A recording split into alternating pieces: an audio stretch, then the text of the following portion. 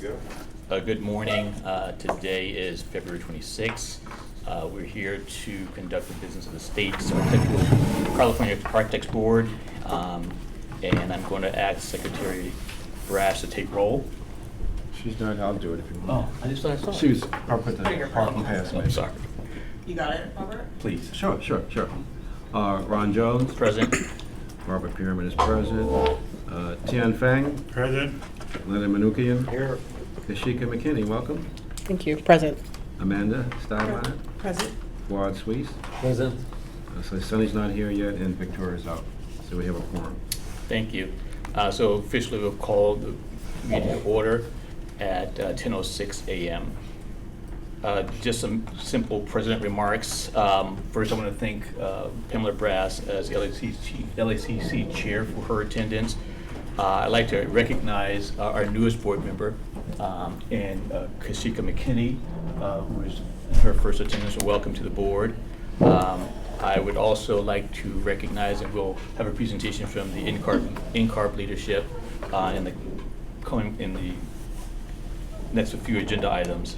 But I would also like to basically mention to both the board and to the public that all motions and seconds will be repeated for the record, and that votes in all motions must be taken by roll call. Also note that all public comments will be limited to 2 minutes. So we'll now open the floor for public comment for items not on the agenda. And I'll just note for the record, Ms. Brass just appeared and is now here. Thank you. I was your acting secretary. Thank you for stepping in. Yes, can you announce the movement of the item? Jay? Oh, I'm sorry, thank you. I'd like to basically talk about an adjustment to our agenda. We're going to move item J, the legislative agenda, and legislative update.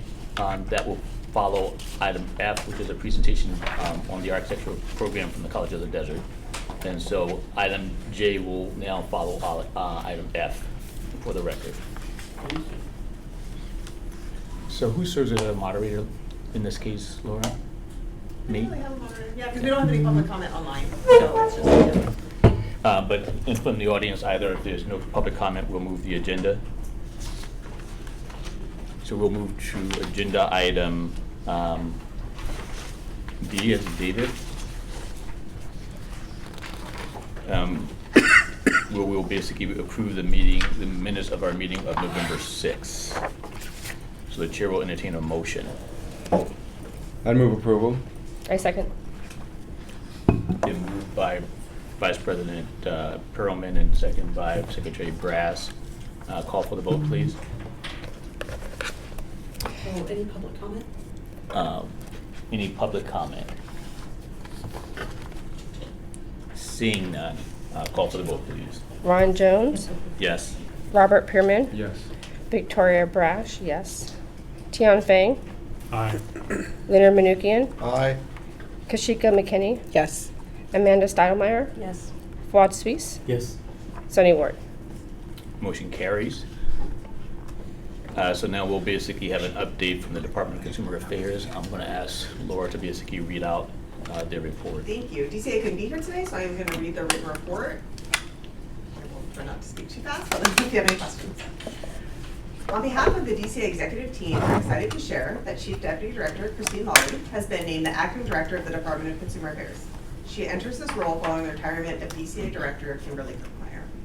Director Lawley brings extensive experience to the position, having served in multiple leadership roles within the department since 2013. She will lead DCA in this position until a director is formally appointed by the governor's office. Last year, Governor Newsom took action to assist licensees affected by the Los Angeles fires and swiftly issued an executive order to allow a one-year postponement of license renewal fees that were due for renewal between January and June 2025 for survivors impacted by the fires. Last month, DCA began sending notices to licensees who chose this postponement option with a reminder about the one-year postponement and renewal fee due dates. Licensees with license types in the BREE system can pay those through their online account. The governor's reorganization plan. Last year, Governor Newsom released his proposed 2025-26 state budget, which includes a proposal to split DCA's oversight agency, the Business Consumer Services and Housing Agency, into two new state agencies, the the California Housing and Homelessness Agency, and the Business and Consumer Services Agency. After public hearings and review by the Little Hoover Commission and the legislature, the governor's reorganization plan was enacted on July 5th, 2025.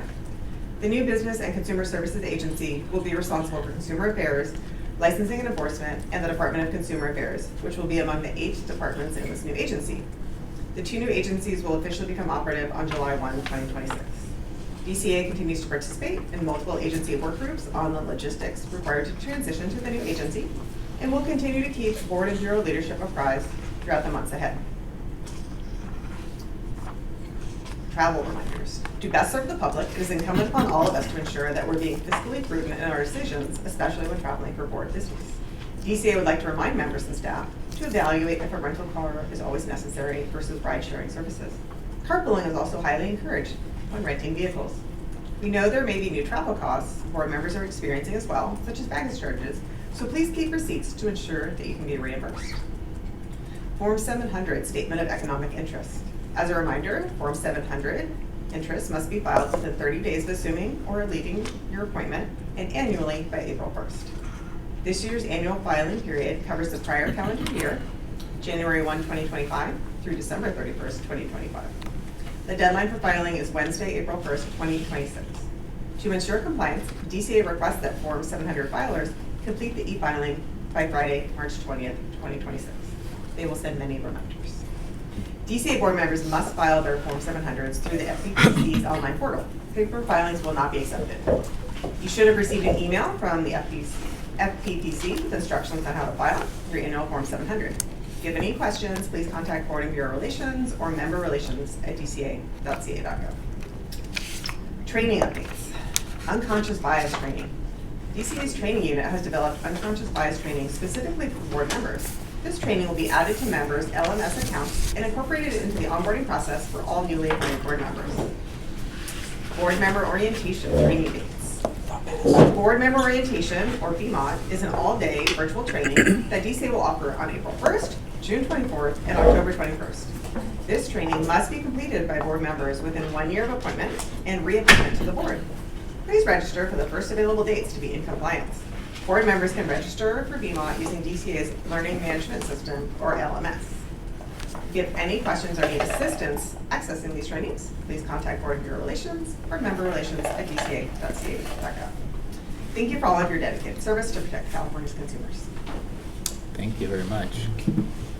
Any questions or comments? What is the specific things about the rental cars? Encourage rent the car? I missed that part. Please.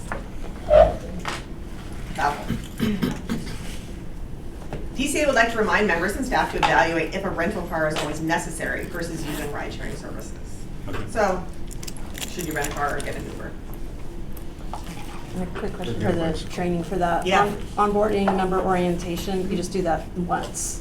One time for each term, yeah. So if you're reappointed, you would have to do it again. Okay, and does the LMS show us that it's completed? I'm pretty sure. It will show if you're completed or not, yeah. I don't know that if you've taken it I yet. thought I did, that's why I was asking. Okay. I'm gonna log in and make We sure. can check, because I think we Yeah. have a record of training, and I'll follow up with you after. Thank you. Any other questions? Thank you. We'll open the floor for public comment. Seeing none, we'll close that agenda item. We'll now ask for the presenters from the program from the College of the Desert, Ms. Maria Acosta and Bert Bitunga, if I pronounced it appropriately. Just note for the record, sending water period at 10:10. Thank you, sir. Good morning, Leonard's everyone. Tattletale. He sent you on an errand. Yes, he said there was no coffee. I asked. Good morning, everyone. Good morning. Welcome to College of the Desert. Everybody enjoying the weather? Yeah. It's nice, isn't it? Yeah, please don't forget to look at the mountain views, okay? That's probably the best thing we have to offer aside from our programs. We are super excited to have you here. I don't know how much you know about College of the Desert, but we are a community college. We are here to serve our students from across the valley. Some of the programs that we have here include architecture, so we are very excited to have you here. We have architecture, construction management, and many other things. But we'd like to introduce you to our program really quick so you know a little bit about us. So we have a very wide umbrella. As you can see, the program itself is called Architecture and Environmental Design. It was modeled, we're both Cal Poly San Luis Obispo grads, and so we kind of adopted their name. But it is a huge umbrella with certain disciplines: architecture, construction management, applied construction, building inspection technology, general drafting, real estate development, and then coming soon we are also going to have a certificate of achievement for real estate sales. And in the architecture and construction management, there's a certificate of achievement, which are really core classes. AS degree for employment preparation, preparing basically individuals for the workforce, and then of course the transfer preparation. In terms of the transfer preparation, these are our core courses. We are going to have an interesting partnership soon with Cal Poly Pomona, and called a 2+3 partnership. So students will be able to attend COD, complete their first 2 years of their 5-year degree program, and then transfer to our Palm Springs new campus. There's a new campus that we're building right now from a bond campaign that we had several years ago. It's about a $300 million project, and it's a beautiful building. And so students will then be able to just transfer from here, receive their associates, and then go to Palm Springs. Pomona will have a presence there, and then they'll complete their last 3 years and then receive their diploma from Cal Poly Pomona. Yes. I just have a question.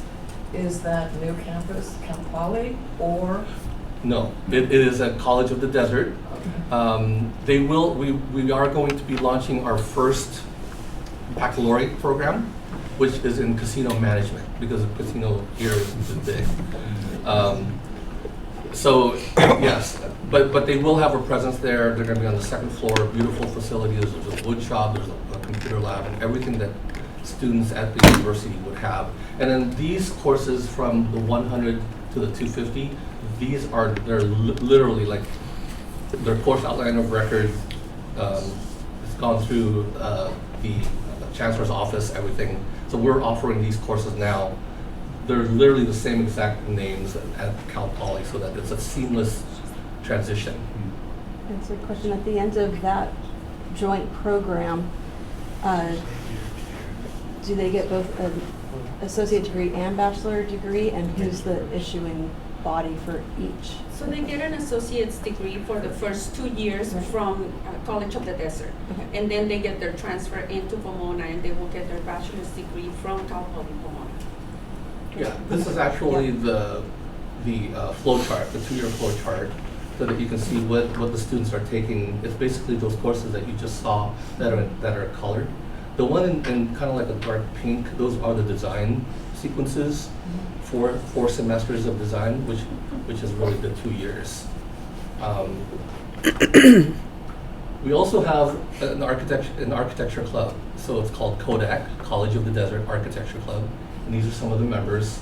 If you saw the little trailer out there that said the hotspot, that's a student-run like snack shop for our students in the southeast corner of the campus, and so it's also modeled from, I don't know if you know who George Haslin is. He was Dean of Architecture at Cal Poly. I think he was the first dean for the architecture program there. It's modeled after that. We take our students in different places in the United States. We've been to Chicago, New York, Washington, D.C., up to Seattle, San Francisco during the lean financial times. We take them up to the schools, both Cal Poly, Woodbury New School down in San Diego. Those, just to give them exposure to, some of these students have never been out of the valley. Like they haven't even been to San Bernardino or Beaumont. I mean, which is, it's sad, but Yeah. Yeah. It's difficult to see because a lot of the students are very low-income students. So that's one of the reasons why it's huge for us to be able to offer that 5-year program here in the desert. Our demographics here is about 78% Hispanic, low income. So it's difficult for those students to live home because they contribute to the house financially for the most part, or they help take care of younger siblings, things like that. So we're finding that a lot of our students finish their associate's degree and go straight to work because they cannot financially afford to leave, or the family don't want them to leave. So having that program in the desert is going to be really amazing for us because that means the students can actually get a bachelor's degree and hopefully stay here in the valley to work. Just want to confirm, so every architecture class is recognized by Cal Poly Pomona. Any additional criteria like the scores and each year has to be evaluated by Cal Poly Pomona, or what kind of additional criteria you have in terms of these courses? So if you take a look at the first 2 years of the undergrad program at Cal Poly Pomona, from ARC 100 to 250, those are like core classes that they offer. And then obviously there's some general eds the first 2 years, and that's picked up by the general ed, the ones in white. So this is kind of a little bit prescriptive. Some of these general eds are what they call the Golden 4 or the Golden 5. They need to take these particular courses like the critical thinking, writing, the public speaking, the physics. There's like a writing class. That is also accepted by Cal Poly? The general ed is, yes. Yes. Wow. Wow, that's the first time I've heard. Yeah, we have agreements with You really certain have a schools. comprehensive agreement. It's taken about 7 years. It has taken a long time, but it's coming to fruition. The building will be done in fall of 2027 and open to the students. So we're really looking forward to that partnership and what it offers our students. I have a few questions. One is, how large is your program in terms of enrollment? Just the architecture or the whole umbrella? Just Because architecture. if you- Just architecture. Oh, architecture, we have about 250 students 250. in the Wow. architecture program. Going through the first 2 years. Oh, it's impressive. Second question is, I appreciate the dual paths. One sort of an academic 5-year program, the other is preparation for employment. Can you show me, do you have a sense of what that divide looks like in terms of matriculation? How many people go one route versus the other? Recognizing some of the circumstances that Ms. Acosta pointed out in terms of family dynamics, how does that kind of flesh out? If I were to separate it like in percentages, there's a much bigger percentage in the workforce, Yeah. going towards the workforce. For some of the reasons that Ms. Acosta provided, but also it's to transfer, it's financial also for the students because it's expensive. Sure. Even though they receive financial aid. Pomona's a tough school. I'm not sure whether you know this or not, but the acceptance rate is very small. But is your program a direct, is that sort of a guarantee if you finish the program? Yes. Okay, so in that regard, Yes. admission is not the issue. Correct. Okay. They'll still go through the Yeah. portfolio process. Right. But again, we've had discussions with them in terms of the projects that they offer to the students. We're trying to mimic, not the exact same project, but the same scope and square footage and typology, building typology. So, and then in terms of employment opportunities, the desert is not a huge design mecca. I mean, great architecture, but there's not 1,000 firms down here. So how does that work? How many of your students are finding gainful employment, long-term gainful employment? Is that a challenge? Well, I think employment kind of like goes up and down, right? So it varies at times. But we're finding that a lot of our students are actually going into either architectural firms, landscape firms, some of them rendering Pool companies. design. Pool design. They're predominantly CAD. Right. They're working Yeah. with CAD, whether it's AutoCAD or Revit or some other form of computer-aided drafting. And why this is important is that obviously we are advocates for licensure. Of course. And part of our conversation consistently is about barriers to licensure, and sometimes economics have something to do with, has a lot to do with that. So trying to figure out where employment opportunities are, what some of those barriers are, allows us to basically lean in on how to overcome those. I think if you guys are here for the balance of it, you're going to hear NCARB is here today, and hopefully we can talk a little bit about that as well. But that's kind of something that we're really trying to lean in on. It's not as if we're providing grants for every student that wants to become an architect, but we're trying to figure out what barriers do we, as both the licensing agencies and regulatory bodies, what barriers do we put in place that we can help kind of remove that makes licensure, like for example, you'll hear us talk about the path to licensure through community colleges, early engagement with the licensing process, and we're hoping that community colleges will start to embrace that. We'll talk a little bit more about things like that, but I think us understanding and hearing some of your challenges, the uniqueness, quite honestly, of your program, your partnership with Pomona, I think is fantastic. But it helps us to kind of talk about models that we can talk to other community colleges about as well. And I'll tell you, we are very fortunate. We're not a very large valley here. We don't have large cities, but we are very fortunate that we have a lot of architecture that is recognized worldwide here. So we have a lot of events that happen here around modernism. We just missed Modernism Week. Yeah. Which is the biggest Yeah. event down here. So- There's about 100,000 people that Yeah. come down just for lectures, symposiums, and tours. So last week we were up and down, from seminars to field trips, things like that, because we are fortunate that the community understands that we have to support these students to help them achieve whatever goal they have, whether it's that associates for employment or licensing, right? So we have organizations that are willing, more than willing, to support our students and sponsor them to attend all of these events. So we are fortunate in that sense. We also have the support of the community when it comes to, that's actually how that partnership came about.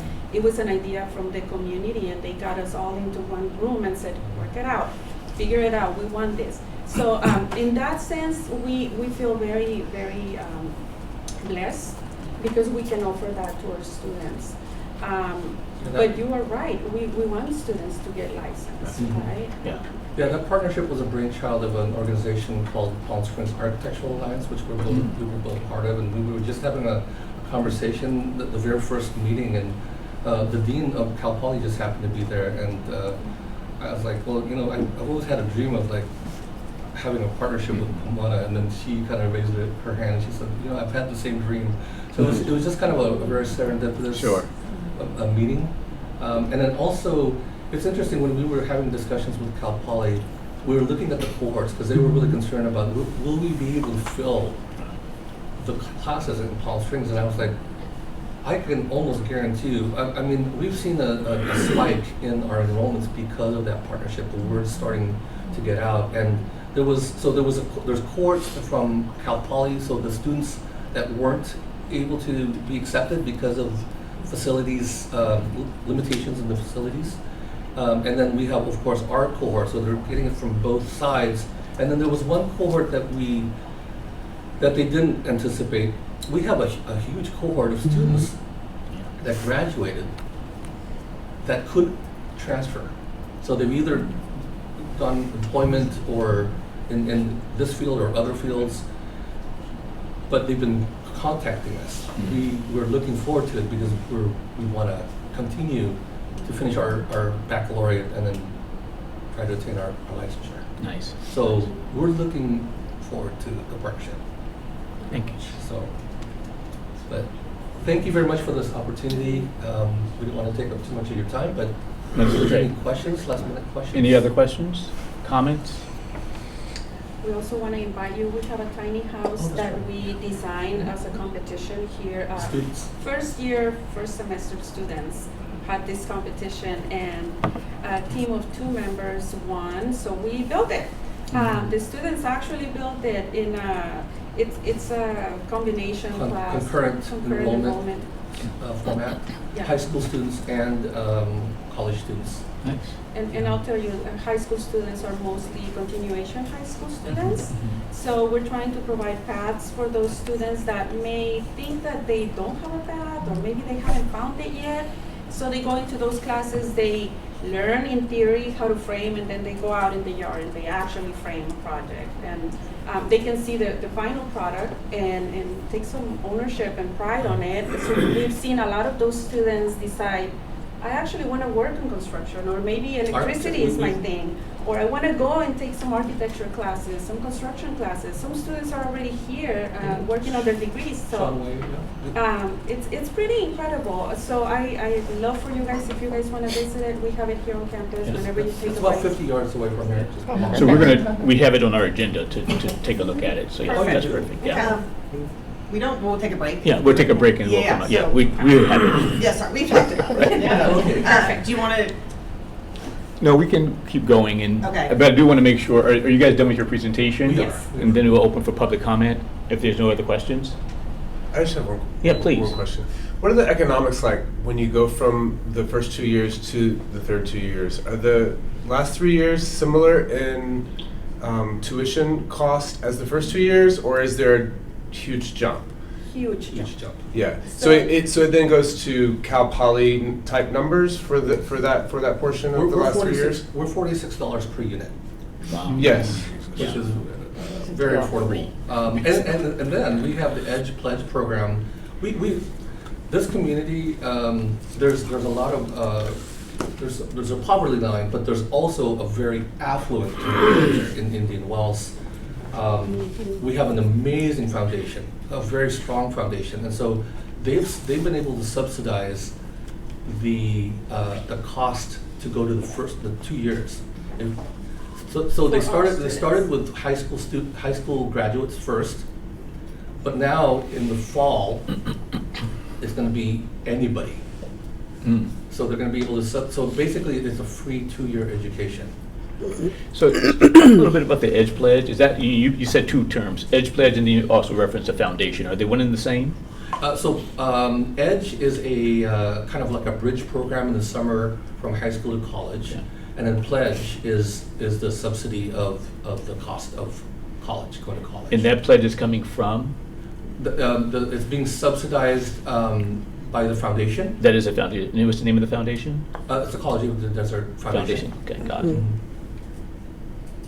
Yeah, you went to, I wasn't able to go, but the event. Stepping out, yeah. Yeah. So they have many events throughout the year to raise funds for scholarships, for many things, even for emergency funding. We've had students that find themselves without housing for whatever reason, and they've always been able to step up, or without food, and they always been able to step up and help out. So they raise money, and they have, like a nice pile of cash in there for us to help us out. But one of the big things they do is their gala. They do the Stepping Out for COD gala, and I was able to go this year, and it's an amazing event. So one night. I wish I was like those people that can just keep raising their paddle. It was just incredible to see. One night we raised how much?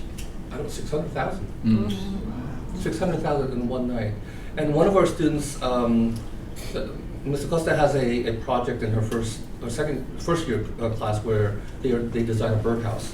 So this one student did a three-dimensional printed birdhouse.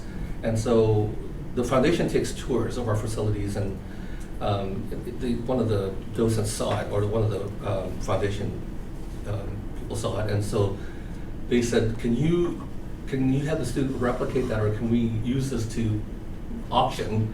And he did, and it sold for $600. Nice. So it was an amazing, Yeah, nice.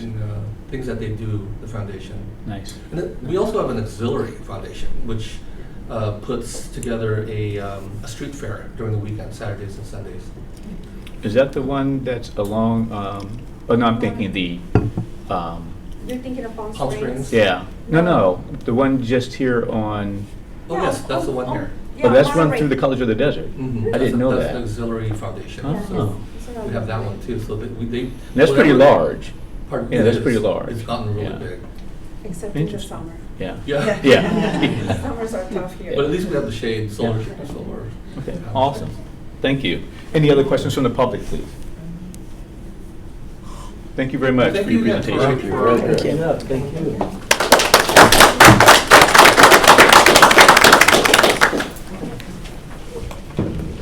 We will now move, as I mentioned earlier, we'll move agenda item J forward, and we will ask the representatives from NCAR.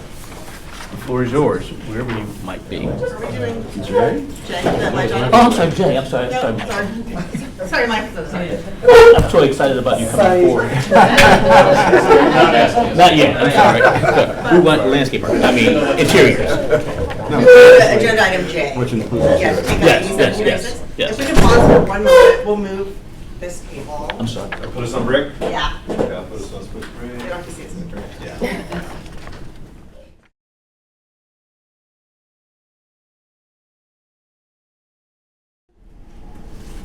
We are good? Yep. Okay, so we just have one legislative item for today. It's AB 1796 by Assemblymember Jackson, which was introduced recently. This bill would provide for the licensure and regulation of commercial interior designers by our board. It would expand the composition of our board to 11 members to include 1 licensed commercial interior designer. It exempts architects, land surveyors, licensed contracts, and professional engineers from the bill's requirements. And it defines commercial interior design to include operating or furnishing, or being responsible for or in control of the planning, design, and oversight of interior spaces in part or in whole in buildings and structures in California in a manner complying with generally applicable codes and regulations. I've had, it's sponsored by the International Interior Design Association, and for board members who've been here for a few years, we talked about this issue during our last sunset review. As it came up at that time, we discussed the possibility of licensing and what the structure would look like. It didn't go forward at that time, so now they're back with a standalone piece of legislation. I did get an email from the sponsor last night. They do already have some amendments to the bill, so I will distribute to board members afterwards additional information as it comes in, and we'll post it online as well. So it isn't, I don't know that we're so much looking to take a policy position on the bill today, certainly up to the board members, but just wanted to have it open for discussion because obviously it would have a significant impact on our board, and we do have some public interest in it here today. Thank you. Are there any questions or comments from the board? My question is, if not a policy point of view now, when? I mean, that certainly is up to the board. I would say you could take a position at any time if you want. I think it would be a good conversation for the board to have. Is it the board's position to weigh in on whether interior designers should be licensed, or should we leave that to the legislature to determine, and we can make it work if the legislature determines that? It's really up to the board members to decide. So you could today. I just mean that it will be amended probably substantially as the bill goes along. So, but if you have concerns or questions, anything like that, you know, we could take a position now and communicate those. I've provided some technical feedback already on the bill. I do have a concern, particularly about the definition of commercial interior design. It seems very broad. It is supposed to exempt residential interior design, but it seems like that is included within the definition, so things of that nature. But so whatever the board wants to do today. Understood. Question for, and I assume we have people from public want to speak. Mhm. Yeah. So it's okay we hear from public first, then we Yes. have board discussion? Yes. Okay. Yep. And you can take public comment Yeah, anytime. afterwards, Yeah. before we make decisions, yes. Are we good? Okay, we will open the floor for public comment. Would you like us to do it from there? It's probably Please. less awkward.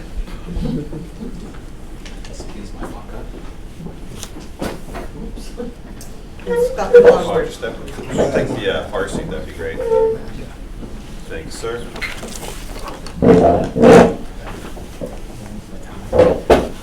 Awesome. Thank you, Mr. President and members. Scott Terrell from the American Institute of Architects, California. I know we talked about this a couple years ago, but I know there's some new members, so I'll go over. We have some remaining overarching concerns. I'll go back to the beginning and start kind of on the background. We've been told for a number of years that this is coming about because interior designers aren't having their plans accepted in certain jurisdictions. We've asked for demonstration as kind of anecdotal evidence, demonstration of whether that's because they're interior designers or because the plans are insufficient or because they're out of the scope of interior design, and we still have not been given that information. So we feel that the need for this bill hasn't been demonstrated adequately. In addition to that, we have been asking, this has been a number of years now that this particular proposal has been in the works since 2022, and we've been asking the sponsors for a more robust collaborative process to bring everybody to the table to have the conversation and figure out how to move forward. They have yet to do that. At the end of the sunset process last year, they had promised to work with all stakeholders, bring them together before moving forward. All of 2025, we didn't hear anything, and then all of a sudden there was a bill that was introduced, and now they want us to respond to it. So we're still calling for everybody to be brought to the table. We think it's hard to have these discussions when you have one-offs of, oh, they're telling us what this group's saying, but if everybody could get together and have the conversation, I think that would be helpful. It's a lot of people that need to come to the table, CCIDC, structural engineers, because it has seismic implications and structural implications. So we're still hoping that might happen eventually. We do have concerns over a new separate title of commercial interior design. I know you all are concerned about the public and consumer interest, and we believe that this has the potential to confuse consumers. One, because now you have two classes of interior designers. One of them is called commercial interior design. There's no definition for what commercial is. I know Laura mentioned it currently includes residential. They have told us that it is their intent that it includes large residential projects.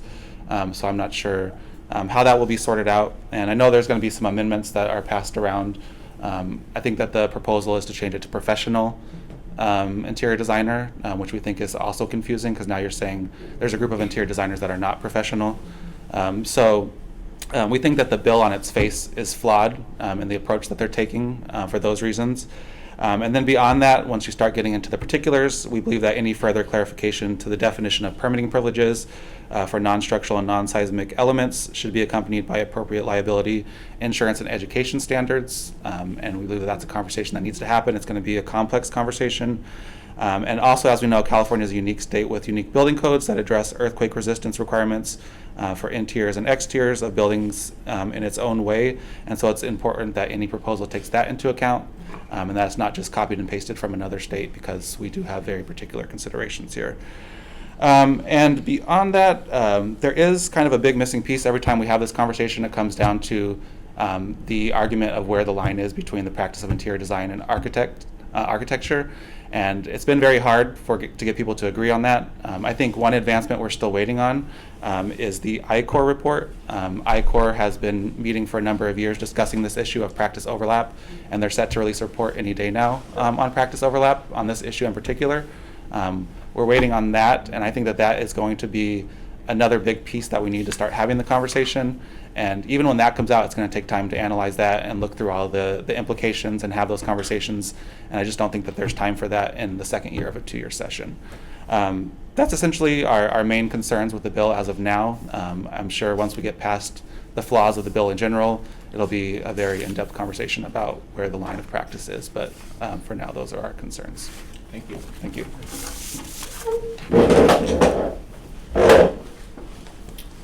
Is there any other public comment?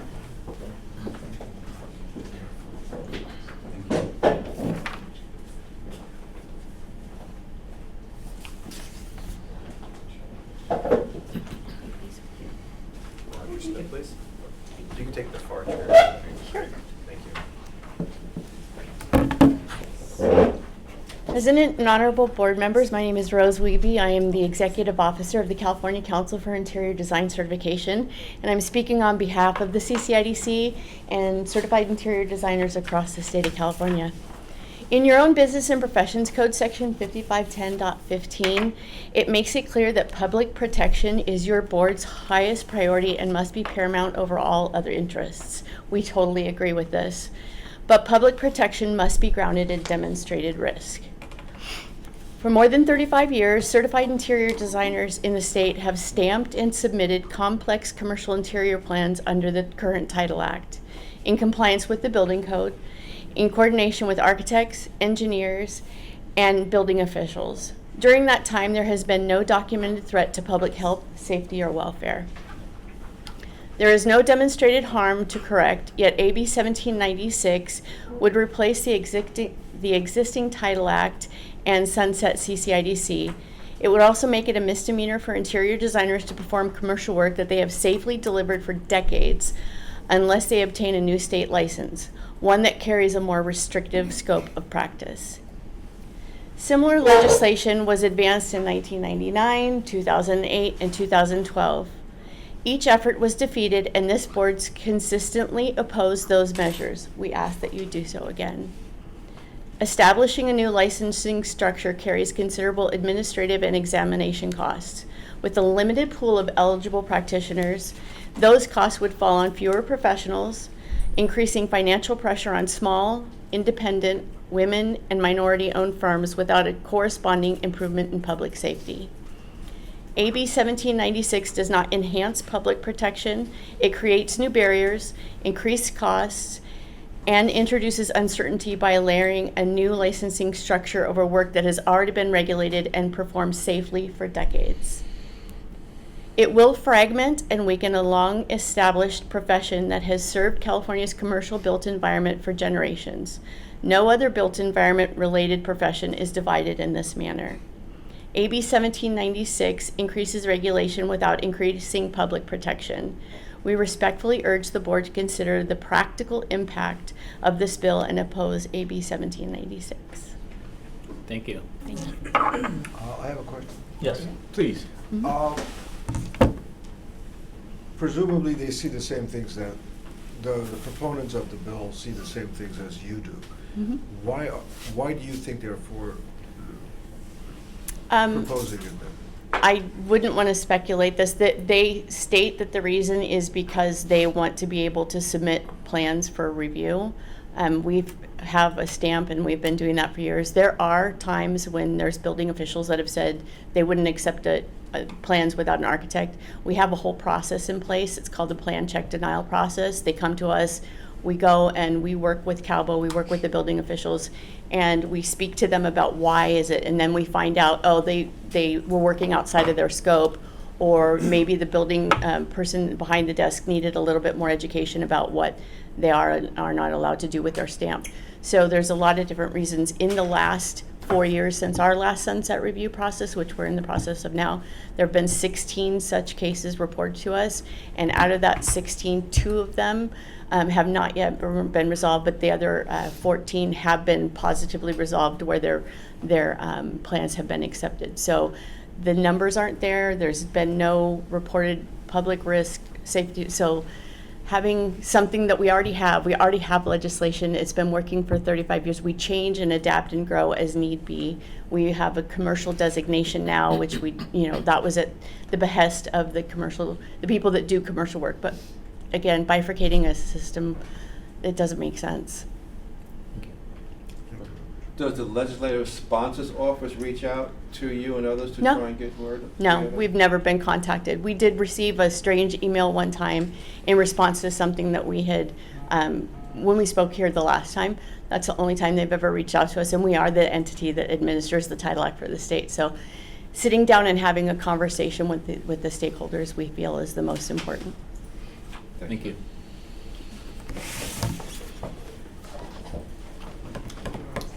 We did also receive some letters that we will compile and provide to board members. We didn't get them all the time to print, but we'll also post them online. But from, I think mostly letters about fish. But have those been made available to the public as well? We will post them online. Okay, thank you. Please. Hi. Oh, thank you. Laura, there were some in our package. Okay. But they're just additional, you're saying?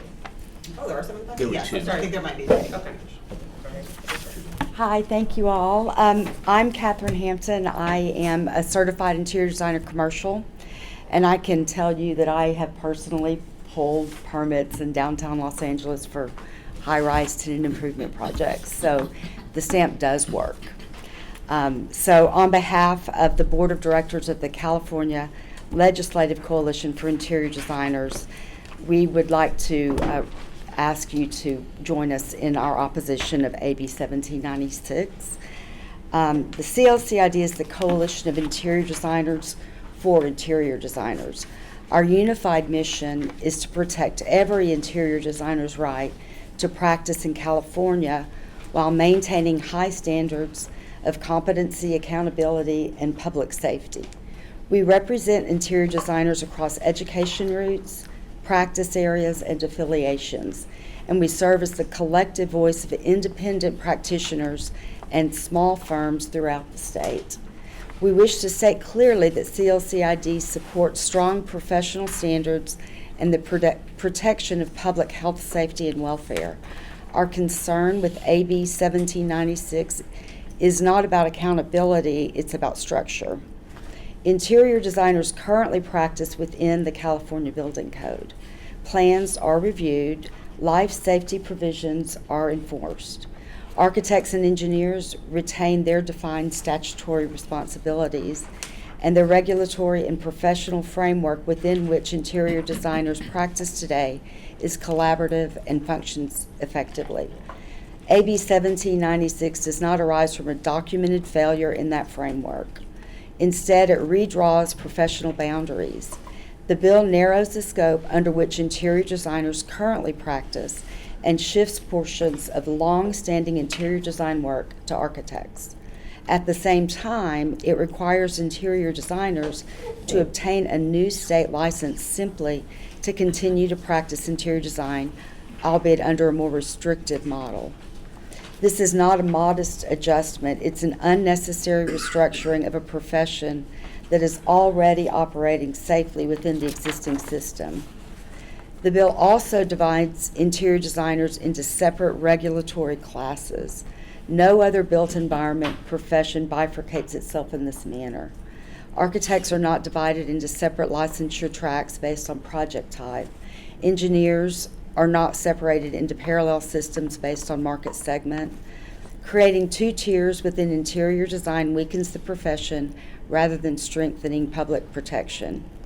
While larger firms may be able to absorb these changes, the impact on small and independent businesses would be significant.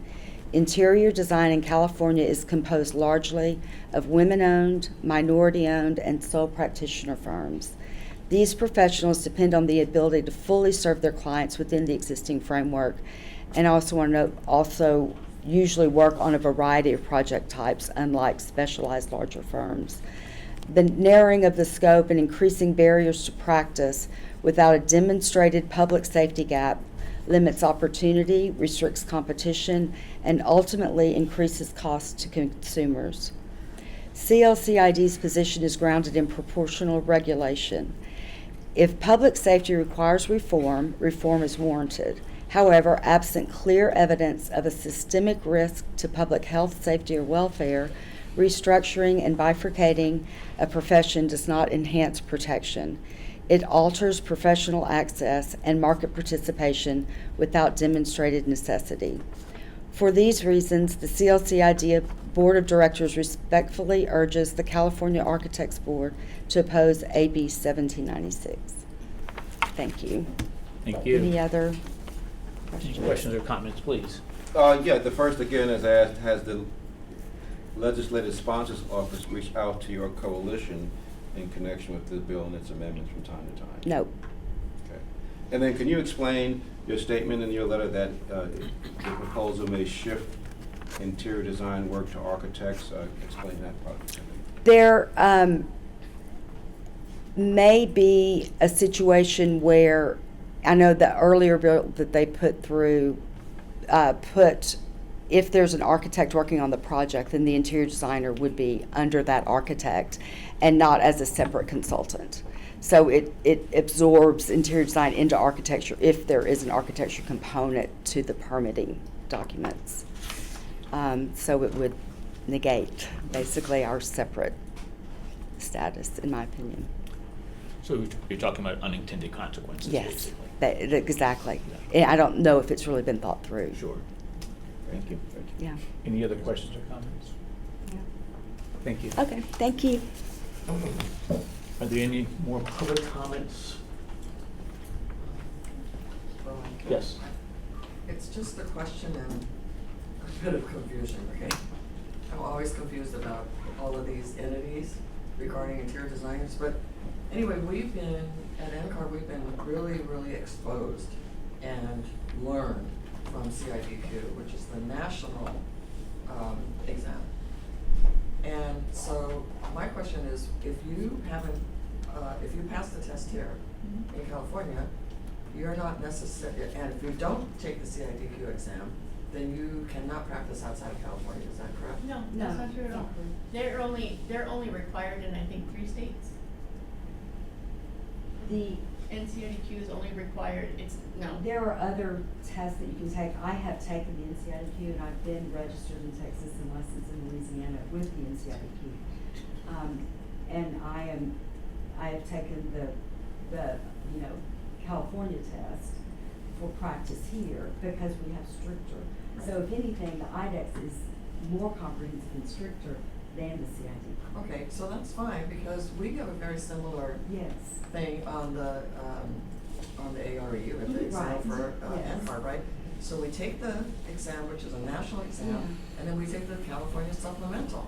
So why can't interior designers do the same thing? Take the- we did it one time, but the state, the legislature from the state came to us and said that exam, 2 things, that exam creates too many barriers to entry. And the second thing was they couldn't get the NCIDQ to report to the state the information, like the background on the exam. Like, we have to supply the IDEX exam to the state when we do sunset review. We have to be able, it has to be open. It's a private entity, it's a private organization. The legislature in our sunset review said, you need to have 1 exam. First thing we did is we went to NCIDQ and we said, would Yeah, you it's work not with us to germane. create a California codes exam? They were not interested in it. So we had to then go and create an exam. So that's why we don't. And now they've come back 20 years later saying, Yeah. this. And the same thing happened in Toronto, Canada, so we're not the only ones it's happened to. It's happened in multiple jurisdictions. Okay. Okay. Anyway. Thank you. I'm confused. Okay. Any other questions or comments? Any other comments from the board? Yes. Okay. Go ahead, Victoria. Just listening to both of our speakers, all 3 of our speakers, it's unclear to me on where the line will be drawn. And so I think adding another organization or another certification, stamping drawings, if I don't understand it, I could understand how our consumers don't understand it. And I think that's what, if we're going to issue legislation, I think it should be something that is clear, that everyone knows where the line is drawn, and it's simple for consumers to understand. Any other comments, questions? Tien? Yeah. So this discussion has happened a few times during my 10 years at the board. In responding to Sunny's questions, I feel that it is a time to have a board have substantial discussion and point into a direction if we can have consensus. So we don't simply repeat the same discussion every 2 or 3 years. In light, also, I personally received public comment, which all forward to our board's website, email. So over the years, I have been thinking about this, and the same thing coming again and again, which is 2 layers. The first one is this board is responsible for licensure of architects under the mission of create a built environment that meets SHW intent, right?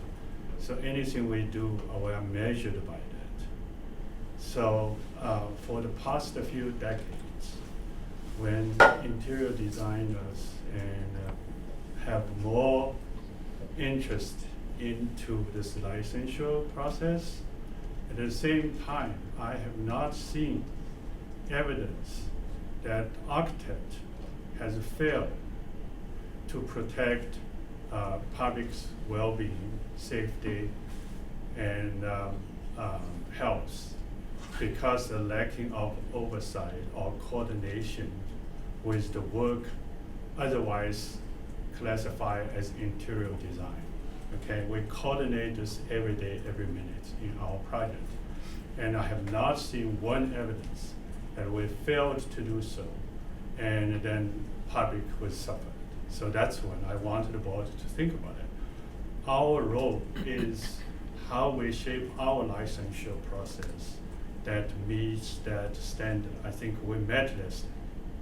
We have not let other element of the building that under our responsibility failed public. That's one. Two is more and more our buildings and the built environment, if they are good, they are coming with many hands together with architect, make it happen. I give you example. Every day you are coordinating or even designing the lighting, right? Every day in my line of work, Kashika's work, is to dealing with acoustics, right? So, and now more and more building the interiors ask for, we call it smart homes, which is automation. And then more and more buildings has this AV features, audio videos. So one by one, this I call it many hands helping a building become a better serve public, require this element. So in context again of license of architecture, are we thinking every one of them, I mentioned the 4 or 5, already in common practice day to day, has to have separate license? So that is a question I always ask myself. And I hope at some point, Sunny, you're reminding us correctly, this board may want to have a pass looking into these issues in the future. Maybe it's today. Any other comments or questions? I just have 2 comments. One, I do have the concern that if we sit on the sidelines, this becomes a future problem for this board to solve. And so that leads into my second point, which is, you know, and it's a very just selfish and personal point of view that as I am a member of this board, and any future member of this board, am constantly reminded of our fiduciary responsibility to do our best job with the funds that we have to keep the citizens of the state of California safe. And so my concern is where the funding for this comes, and if it further takes away from the other mission that we're already struggling to provide. And so what that looks like. So I just would hope that the economics of this are accurately and effectively dealt with. I don't wish to determine any person's livelihood or profession from being sort of adequately overseen by the state, and to that matter, the public being protected from that licensure. But I think a couple of times today I heard that there's not a group of data that suggests that there's a problem here. And so therefore to further divert the funds that we're already struggling with and to deal with this just is a disservice to the citizens of California. Thank you. So my personal opinion, I always start with these questions, and we've done this before, and I always ask the question, is this a solution to a problem that doesn't exist? And so, or where is the problem that this solution is? What are we trying to solve with this legislation?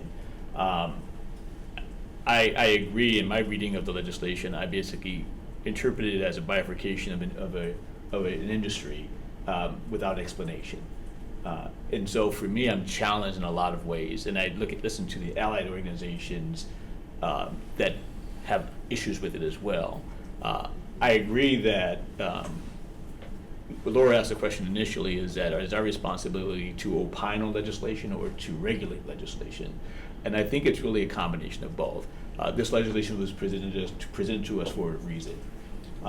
And so our responsibility and our service to protect the public interest is to basically look at legislation and how it impacts that service to the public. I think that there's been a lot said about some of the confusing language that it poses to the public in terms of its interpretation. We talked about how it basically impacts the architectural industry, how it basically bifurcates the interior industry in and of itself. My feeling is when we had a similar conversation on another subject, on a piece of legislation, we asked for an opportunity to speak with the sponsors and speak with those people who are the proponents of this legislation so that we could understand why they think it's necessary. I would suggest that we may want to consider taking the same action even here. We can't control the movement of legislation. This is happening, and it's already, the wheels are already turning. The question will be whether or not the sponsor will basically pause and listen and allow that conversation to be had. I don't know how that works, but I think that if we're going to do it, we should have that conversation now with both the sponsor of the legislation and those who are advocates for the legislation. Would be my position. So, could we, may I? Yeah, please. Could we simply state some of the concerns in a letter when we request that that conversation? I think if we sort of had a summary of some of the concerns put together with the possibility of a meeting, that would be great. And I'm also willing to make personal phone calls and write letters. So on my own. Yeah. I'm sorry. Go ahead. Fuad. From my search here, I see that the California chapters of the International Interior Design Association is one of the sponsors, in addition to Assembly Member Corey Jackson, right? So, and none of them is present here, because we're hearing from one side. It will be good to hear, both sides. I agree with you. Yeah. But I don't know what's the timeline on this AD, and when are we supposed to respond or issue an opinion on it? I mean, there's no requirement that we take a position. It was just recently introduced, but the legislative deadlines, it's going to need to pass. It's to get out of a policy committee on the Assembly side, so Assembly Business Professions Committee and Consumer Protection, probably by about the end of April. I don't have the calendar, but I mean in April. So it would need to move out by that point. So that would be before our next board meeting. If it's moving, then it would go the Appropriations Committee. We're currently working on a fiscal estimate, and so to touch on kind of the fiscal and economic impact of it. Part of the work, if the bill were to pass, we would have to do kind of a fee study and determine what it would cost to regulate this new profession, and so their fees then would need to cover that portion of the regulation. It wouldn't be subsidized by the architect fees. They estimate their licensing population, I think it's 671. I'm not quite sure how they come up with that number. I mean, having it within the board would make it workable, but I don't know what that fee would be. So it would be addressed, but it is definitely an impact. So the board could take a position now. You could issue a letter of concerns. I would just think about if the board wants to take a position, what is it we're asking for? Is it that we oppose just in concept and don't want the licensure? Or there are not particular amendments we're asking for? Is it, or maybe it's just a letter of, these are questions and concerns and we would like to do, we could ask them to come to the May board meeting. We could have maybe an executive committee in the interim and try to see if they would talk to us sooner. If you want, I can meet with them. I like the idea of listening to their concern, or giving our concerns, having them be able to sit on it, read it, find a way to address it to us, and then having another meeting, either an executive meeting or at our next board meeting. I feel comfortable authorizing our president and staff to author a letter and send it to the author. Which part of the board? I thought that the bill has a very clear intention, also measurable effect, other than how much it costs to regulate it. So what is the part that is vague and that we want to know more? Yeah, I guess I would. It's really up to all of you. Yeah. I would say I have technical questions about the bill and like how we would implement it. It's more like a practical consideration of there are some changes I've suggested. I think the definition itself, they have proposed amendments, so maybe that will address it, but it certainly is, it's very broad. I don't quite understand who is going to be licensed, who's not going to be licensed. There are some exemptions in there. It's not clear. So those are kind of like maybe more implementation questions. Yeah. It's essentially also back to the multidisciplinary board, which is problematic given that we have a subcommittee for landscape right now, and so it further complicates the relationship of oversight between already practicing licenses that are being regulated by the state. It's complicated on many levels. Yeah, and I guess I was gonna ask, did I hear you say that there are less than 1,000 members? 651. They gave me an estimate of 671. I'm not 100% sure where that came from, and Right. it's hard to understand what the number would be. So Yeah. it is certainly low for a licensed population, but that's Yeah. why you would put it within an existing board. It couldn't sustain itself. Well, and I guess I go back to Sunny's point, and in fairness to LATC, is that we've had this conversation. They're a much larger community, practicing community than that, and we've found challenges in integrating them into our board structure. And the legislation here kind of just, and again, I don't want to conflate one with the other because they are separate discussions, but we as a board have to be mindful of the complexities of the makeup of our board and can't ignore that fact. And so I think that whether or not that plays into this conversation with the sponsors and advocates of this legislation is a different question. But I think it's something that we should be mindful of. The only other thing I was going to say is that this is just a suggestion that we might basically, if it's appropriate, is to have us basically draft our comments or our questions that we could basically work with staff to organize and develop some communication with both the sponsors. Would that be appropriate to do that offline? And then if with you, I think Laura and I had met in our last conversation when we met with the AIA, we took those concerns, we met with them, got their feedback, and then we reported back to you guys that conversation. We could do something very similar here if that's appropriate. So Ms. Salisbury, so we would like send them just to Laura, not to everyone, to avoid any kind of Bagley Keene issues, if we did that? Correct. Would you like to make that a motion? I just want to, it's a statement, it can be a motion, but I want to make sure that everybody's. If I could comment, sorry. Yeah, please. before it. We can absolutely do that. I would say on the structure issue, in conversations with the sponsor in the past, they did consider creating another technical committee. I would advise, just us, from my staff perspective, I don't think that is a good idea. There are inefficiencies in that structure, and it would be more expensive to regulate them that way versus having a multidisciplinary board. That's also my recollection of the last time we discussed Right, this, is exactly. that they were modeling on that, and so there's clearly feedback has been received. Right. And so now this is 2.0. Right. And I think potentially more complicated and problematic for me. Yeah. Deanne, I'm sorry. So if we issue a letter for what the issue we raised here, looks like address the operational issues. If bill passed, what we'll do, what is the impact? Is that implied that our board, this board only concerns the operational issue of the bill? No, not for me. That's why I said, I think there's a lot of issues or concerns, and I just think it's easier to aggregate those into one document and communicate that way. I'm going to ask Pamela. I think you had a Yes, hi. comment. Thank you, Chair, or President, sorry, terminology. Yes, from an LATC standpoint, as you are grouping together to have conversation, I'd just like to offer that we would be happy to sit, I could sit as chair in those meetings, and if it would make sense to also, as LATC, write a separate letter that supports, kind of a unified approach. I think that would be wise, probably. Obviously, landscape architects share a lot of what you've already voiced here today, so I think it would behoove us to also put together some sort of response. Please. For the record, I'm looking at the situation from my personal background and perspective, which is not that of an architect. I just want to point out two things. This is not a technical issue or just a technical issue or a matter of convenience.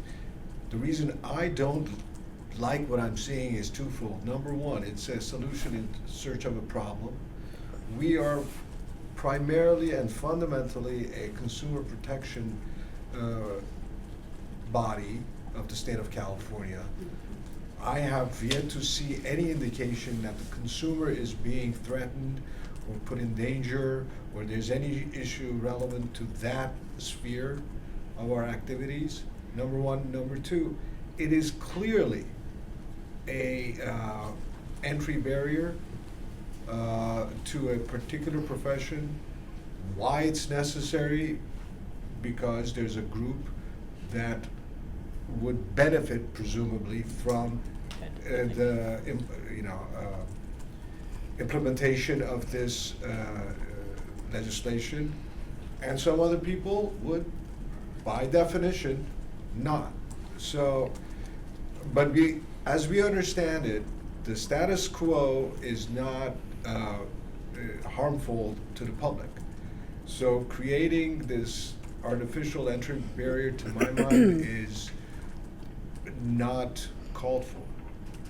And those are my two reasons for my distaste for this. Thank you. Okay, I'd like to make a motion then. Please. I'd like to make a motion that we encourage individual board members with a concern of this legislation to direct that to staff, say within the next 2 weeks, and that the president and staff can get together to send out a response letter prior to our next board meeting, responding to the legislation proposed with our concerns, and also inviting some collaborative engagement with the sponsor and the parties on all sides concerned. Second. That was a mouthful. Yeah. Don't ask me to repeat it. Discussion? Yep. Okay, Discussion, so I please. have a couple of questions actually. I'd like to ask the representative from CCIDC regarding your process and fees and licensing people. And I saw you raise your hand, so can we invite you to talk about that? Yeah, please. Yeah. What process do you follow when you license, individuals, and what fees you charge? You want to go there, be there, kind of get an idea of what it might cost us to license? Pardon me. I'm not sure what we're trying to figure out, but let's give it a little time. Hi. So currently, we serve 1,646 certified interior designers in the state of California. Some of the cost prohibited nature, part of the people that would be having to be licensed under this would have to qualify for a private exam called the NCIDQ exam. They'd have to qualify for that.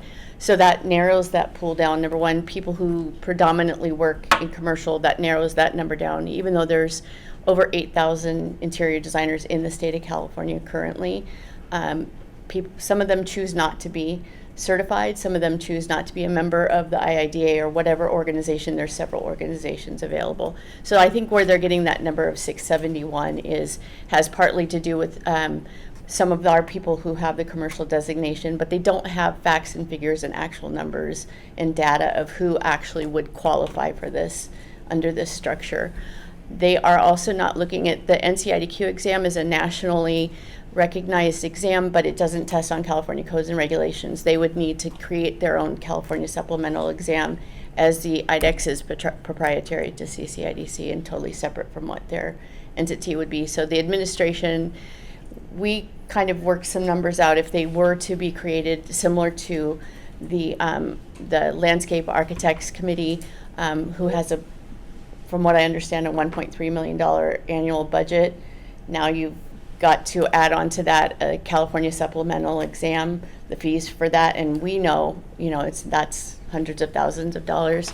And you divide that by the 671 people who supposedly would be doing this annually, that's thousands of dollars for those people, and that's why we say this would completely impact small independent. My question is specific to how much does the CCIDC charge? Oh, how much do we charge? Yes.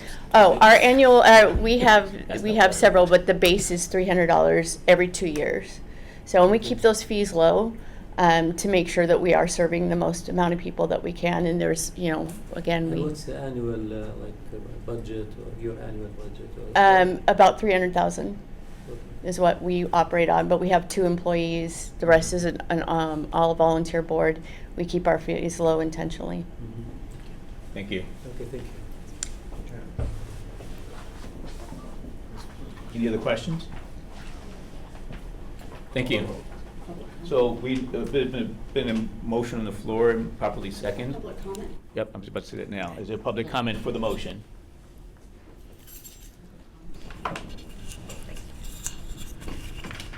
Seeing none, I'll ask Secretary Brass to take roll.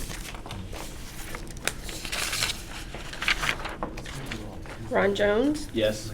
Robert Pearman, Yes. Victoria Brash, yes. Tian Feng, Yes. Leonard Manukian, Aye. Kashika McKinney, Yes. Amanda Stoudemire, Yes. Fuad Suisse, Yes. Sunny Ward. Aye. Motion carries. Thank you very much. Thank you, everyone. Thank you Very very helpful much. discussion. A great discussion. Okay, so now, in my eagerness, we will now go to NCARB for the NCARB presentation. Michael, thank you for your patience. Sure. Yes, sir. What does Yes, that sir. look like? Guess I moved that one. Yes, Just of saying that. course.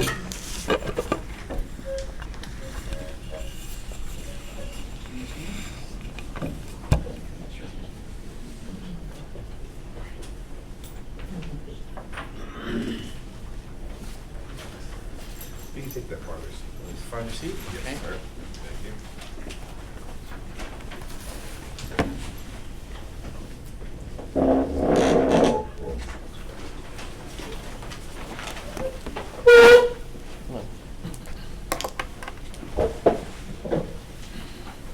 Good morning, everyone. Good morning. I'm Mike Armstrong. I'm the Chief Executive Officer at the National Council of Architectural Registration Boards.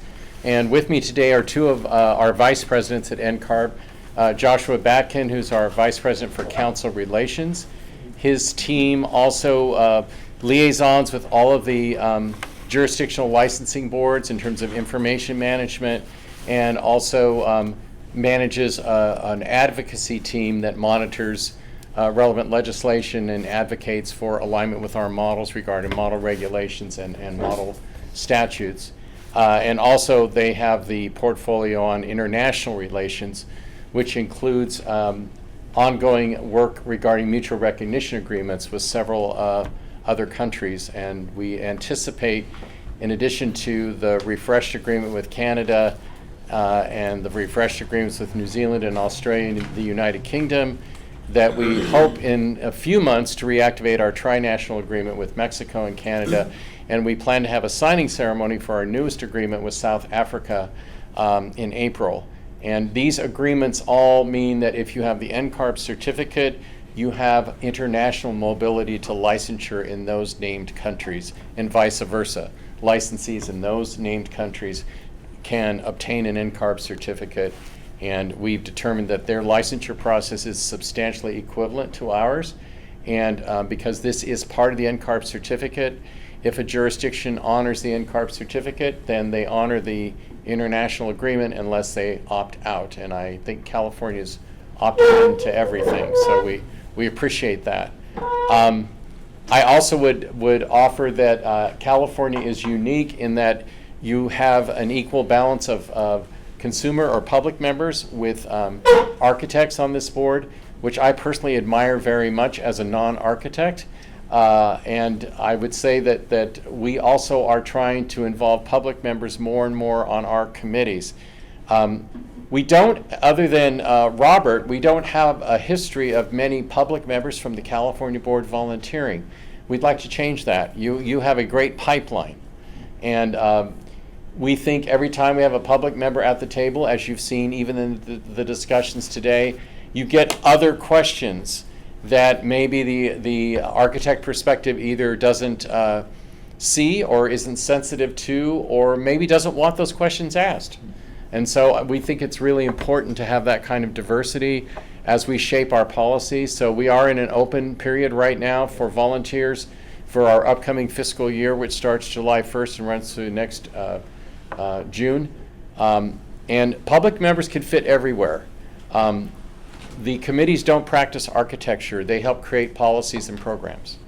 And so we would ask all of you public members to consider volunteering. The information has been put out to all of you. There's little job descriptions that explain the frequency of meeting and what the work is of the committees. So we would really encourage that, and Josh's team also helps facilitates that. And in have it, let me know. And yeah. Look until March 22nd. And in the back of the room, Roxanne Alston is our other vice president who's with us today. Roxanne is the vice president for customer relations. And anytime someone has had a question or concern about their record, their information, or accommodation for an exam, or anything else, chances are they've worked with someone on Roxanne's team. They are the largest department at NCARB with 37 employees out of our 120, and they spend all day, every day on the phone or online trying to facilitate service to all of our various record holders. We have over 120,000 record holders, people that are either pursuing licensure or who are licensed and have the NCARB certificate. Because half of you are public members, I will try not to talk in NCARB jargon too much. I'll try to spell out acronyms, and I hope that perhaps you'll leave this meeting with maybe a little better understanding of why NCARB exists and what it does on behalf of the state. We are a non-governmental organization that does a lot of work in terms of creating models and programs for you to use at your discretion. We have no separate legal authority, but we design the national exam, the national experience program, and we also address education requirements. And so the processes to get a license, and then because the U.S. Constitution doesn't create national licensure, its silence defers that power to states and jurisdictions. There is an issue of mobility between jurisdictions that was the nexus of the founding of NCARB back in 1919. Architects wanted to be mobile between states. That's why they created NCARB, to create uniformity between states and to create instruments that would be recognized between states. And so that's why we have existed in over 100 years plus. I also want to recognize I have two of my board members in the room today. Sylvia Kwan is a former California Architects Board member who is now our current second vice president. And Chen Feng, who's rolling off your board soon, I think, is your Region 6 representative. NCARB is divided into 6 geographic regions. Region 6 is the far west, one of the largest regions in the country, both geographically and numerically. And Qian was elected by his peers to be the director for that region, so that gives him a seat on our national board of directors. So we are a nonprofit. We are a 501c6, which means we can do advocacy work as well as education and information work. And we appreciate the strong and healthy relationship we've had with this board and the many leaders that have come up into NCARB emanating from this board. And we also especially appreciate Laura and her staff. My team had a check-in meeting with her yesterday, and which we do. We try to visit one of our 55 jurisdictional boards every month, so it takes several years to make it all the way around the country.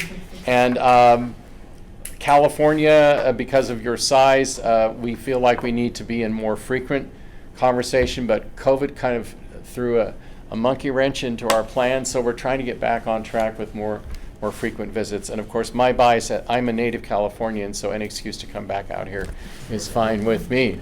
I see that you've enumerated the different topics you're hoping I'm going to address. I hope you don't mind if I kind of blend them a little bit, because they're kind of connected.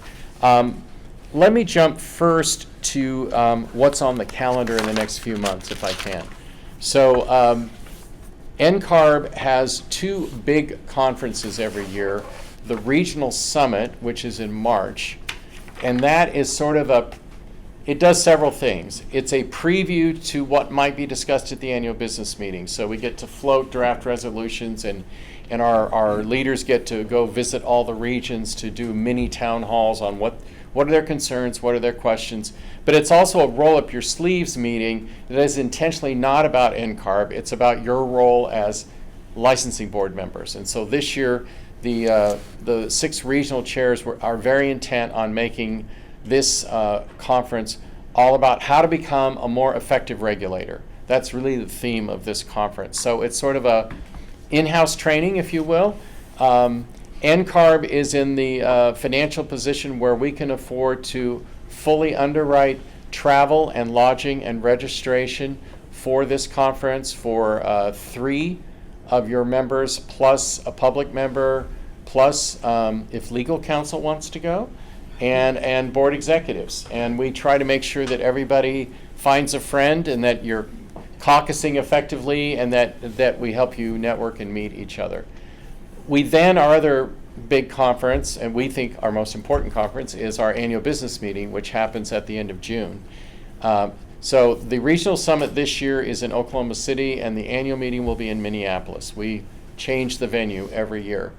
The annual business meeting is designed to, in real time, do the business work of the council, which is electing board members, voting on resolutions, and getting feedback on emerging issues that will shape where NCARB is going in months and years to come. We also think that it underscores the issues that we have in common as well as the issues that we don't have in common. We really try to tease out where there's a sense of consensus and where there isn't, and how we can learn from each other. So again, we have the same funding formula for that meeting with three members, public member, legal counsel if they wish, and board executive or staff, I should say. So all that information is pushed out way in advance for people to register. We hope there will be a big California presence at this meeting, and we appreciate, again, your participation, and especially those of you that are new to the board. Don't be afraid. It's a friendly group, and we would love to see you there. So, resolutions. We have 3 resolutions that we've put out as drafts at this point. The way this works is that the board of directors waits to hear feedback from our 55 jurisdictions on this draft language, and then when they meet in April, they decide if they want to make any changes to the language based on the feedback, or whether the resolution should go forward onto the docket of the annual business meeting. So the resolutions that are have been put out for comment are the refreshing of the mutual recognition agreement with Canada, right? The UK. The UK, excuse me, UK. We're refreshing a different one every year. The United Kingdom mutual recognition agreement isn't that old. And at the time we signed the agreement, we expressed to them concern that they were only limiting eligible U.S. architects who had graduated from a NAB accredited program. And we told them at the time that is not fully representative of all NCARB certificate holders, that roughly 15% of our certificate holders have arrived at licensure through other means other than graduating from an accredited program. And that to exclude those individuals we felt was discriminatory and not satisfactory. At the same time, we felt it was important to at least move this far and get 85% of our certificate holders eligible, with their promise that they would revisit this issue and come back to us in a couple of years' time with a change, which they have now done. And I think it's admirable in a way because the United Kingdom, unlike California and 19 other states, or 18 other states, does not have other options for licensure. The only way to get licensed in the UK is via graduating from a school. So for them to allow our other ways to be recognized, I think is significant, and we really are appreciative of the fact that what is going in front of the membership at our annual business meeting is now fully inclusive of all certificate holders, regardless of how they got their license. So that's the major change to the existing mutual recognition agreement. And because of the nature of the agreement, our bylaws dictate that this has to be a vote of our delegates to the conference. The second resolution is regarding the certification guidelines. I'm just looking here to make sure. I find our titles to be a little bit vague here. It's that bylaws cleanup. Yeah, that's the cleanup resolution, which we keep having these every year. I keep thinking, when are we going to be done cleaning up? But what happens is it's a bit of a whack-a-mole. We push one thing down, we find something else. We're trying to make our documents and our resolutions and our history consistent with current approaches. And we have some outdated language from previous years that is either overtaken by events or doesn't make sense anymore. So it's sort of a reconciliation resolution. The third resolution, which I know piqued your chairman's curiosity, we talked briefly at dinner last night, and it came up at our board meeting too. I still think that we're going to have to do a better job of explaining this resolution because it's still confusing, especially to Californians. We, over the past several years, have been trying to remove what we call unnecessary impediments to licensure that largely were created at the convenience of NCARB from an administrative perspective. So things like changing the rolling clock as to when your exams expire. We just changed the reporting period requirements for the AXP. We've added an accommodation for people who use English as a second language.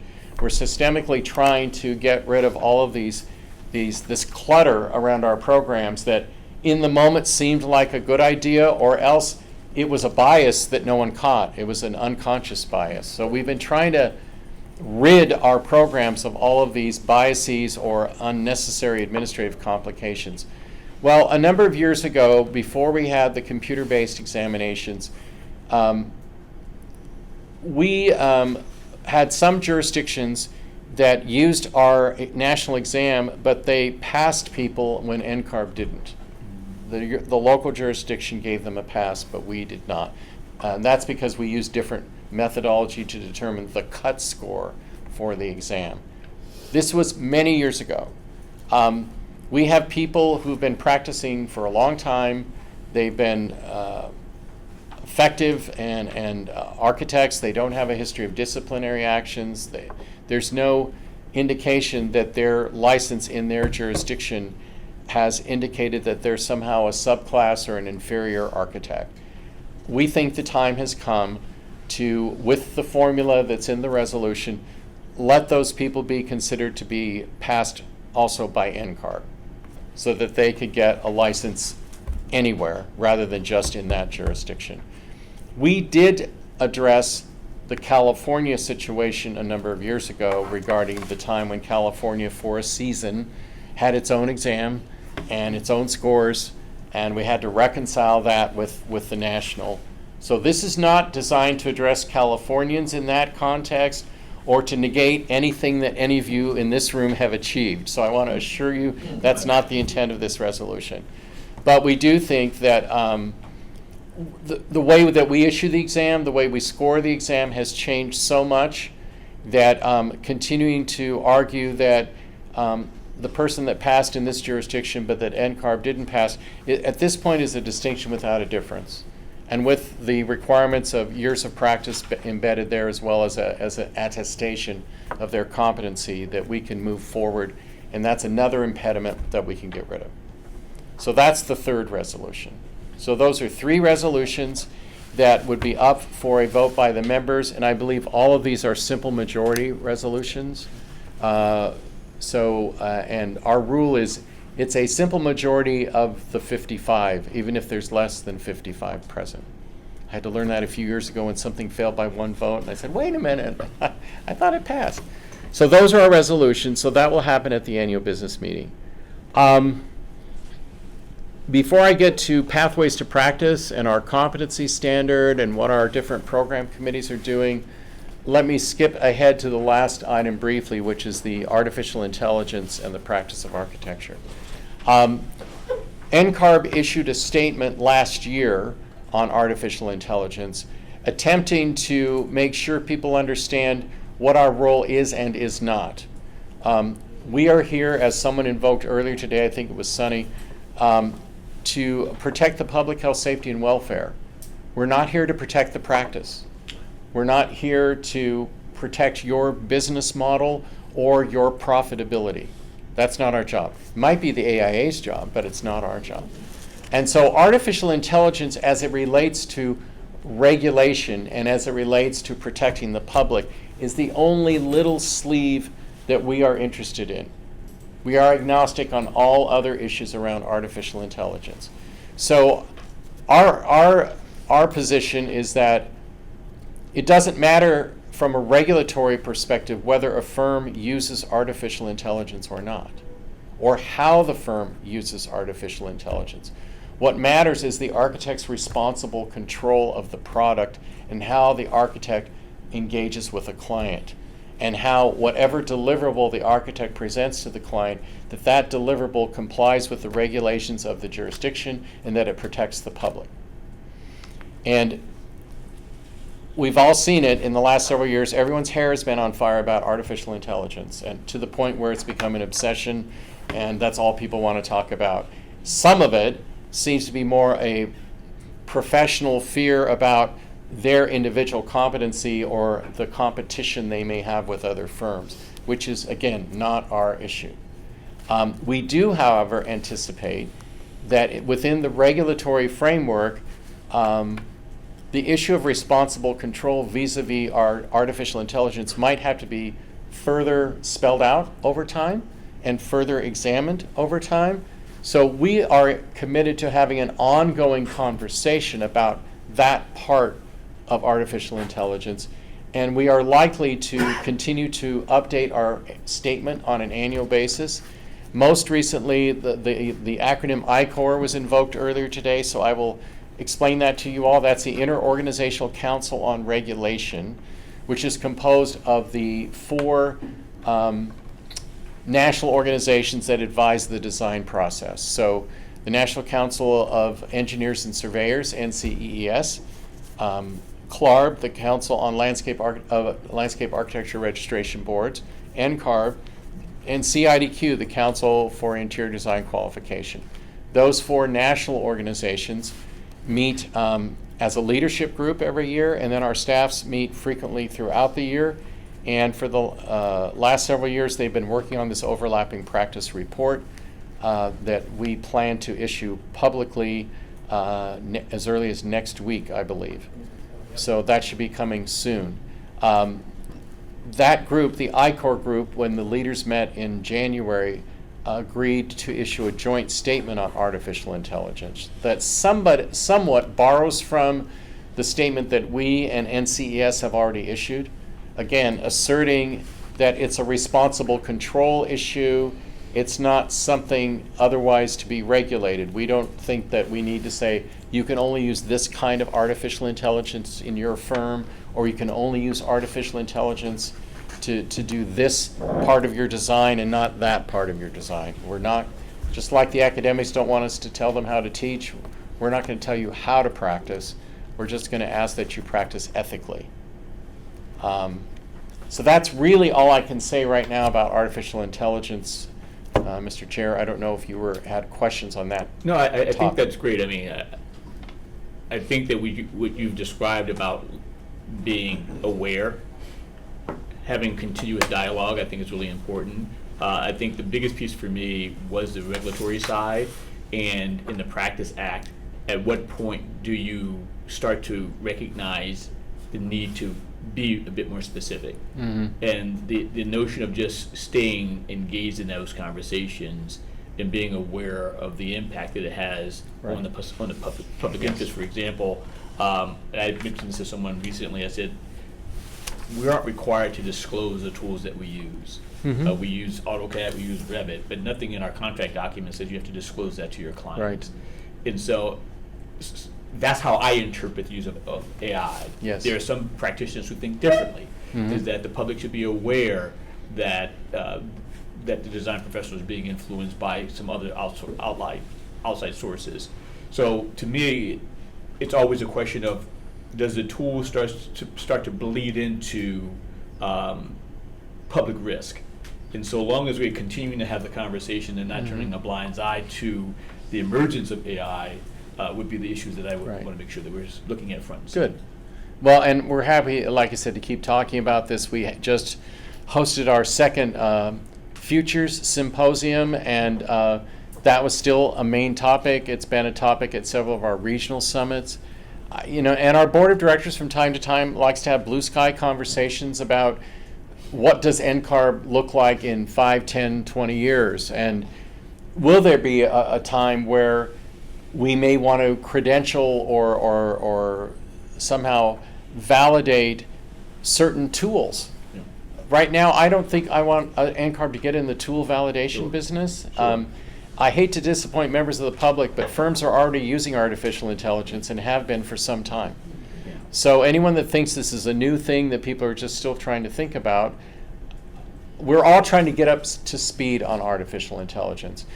It wouldn't surprise you, I don't think, that at our organization we're talking about contained use of artificial intelligence, where we use our own in-house artificial intelligence engine, but it can only harvest data from NCARB sources. So all it is saving us time. Yeah. It's not creating something that doesn't already exist, but it could help Roxanne's team, for example, get information instantaneously for a customer, as opposed to one of her staff taking several hours to try to compile something. Yeah. That's already happening at firms and in all elsewhere in our society. So it's out there. Best to think of it as a helper and not a hindrance and not an enemy, but it can be a friend. But we need to have rules, which we're also talking about right now internally, as to how we use it, when we use it, what do we use it for.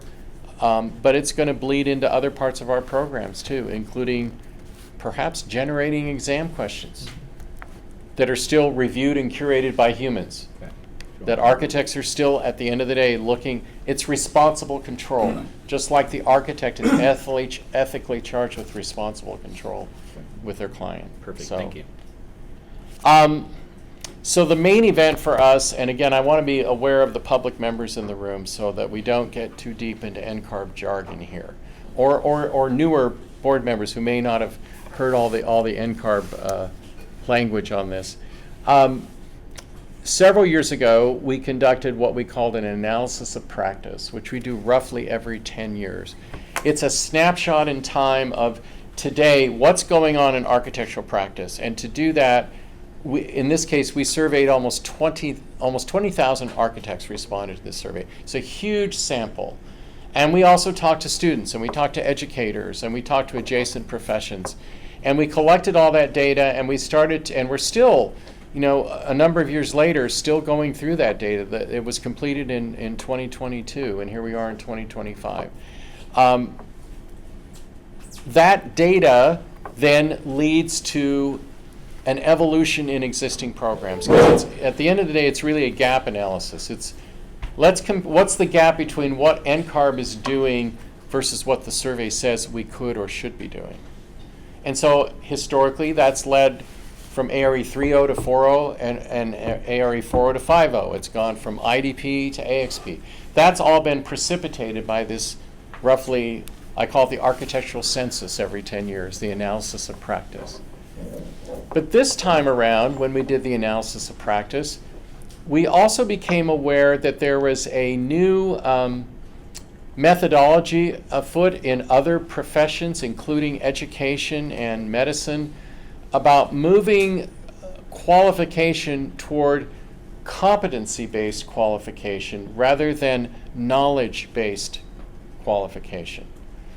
And I think, I don't know about you, but I grew up in the public schools here in California, and from kindergarten up, we have assumed knowledge equals competency. That's what we've been taught.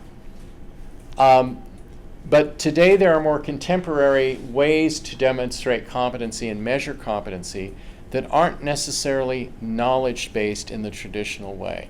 So our past practice has been, we talk about the 3 E's and the 3-legged stool of education, experience, and examination. And those 3 E's manifest knowledge, and then that knowledge says you are ready to be an architect. Well, what about the person who isn't great at taking a standardized test, or maybe can't afford to go to school, but is working in a firm and is showing a lot of ability to practice architecture? What do we do with people like that? We say, sorry, if you can't dance to this tune, you can't come to the dance.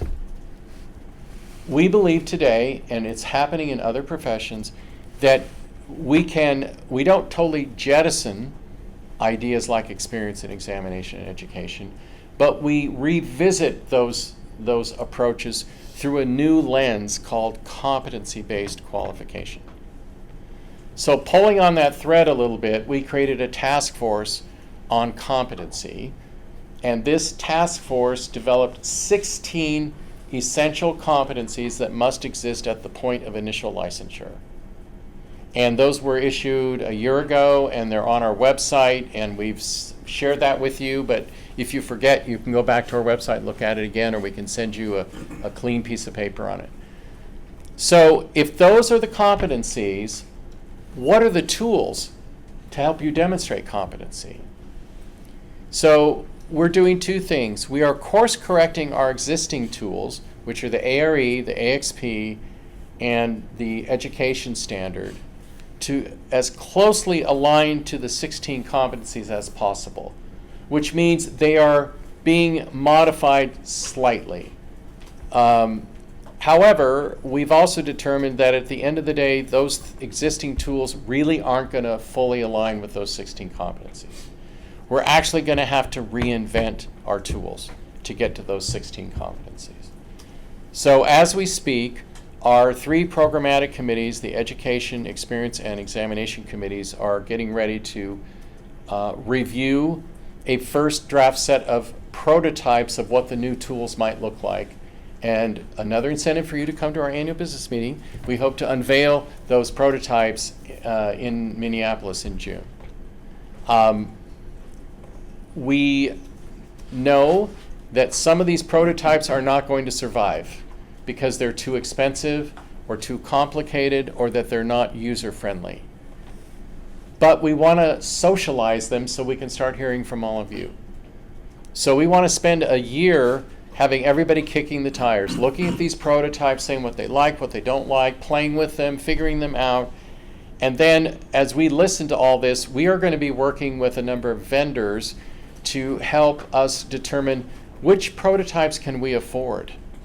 They have to be financially feasible for us at NCARB and for the customer. We can't create something that's really wonderful, but it's so expensive that nobody uses it or it bankrupts our organization. So we have to make sure they're financially feasible.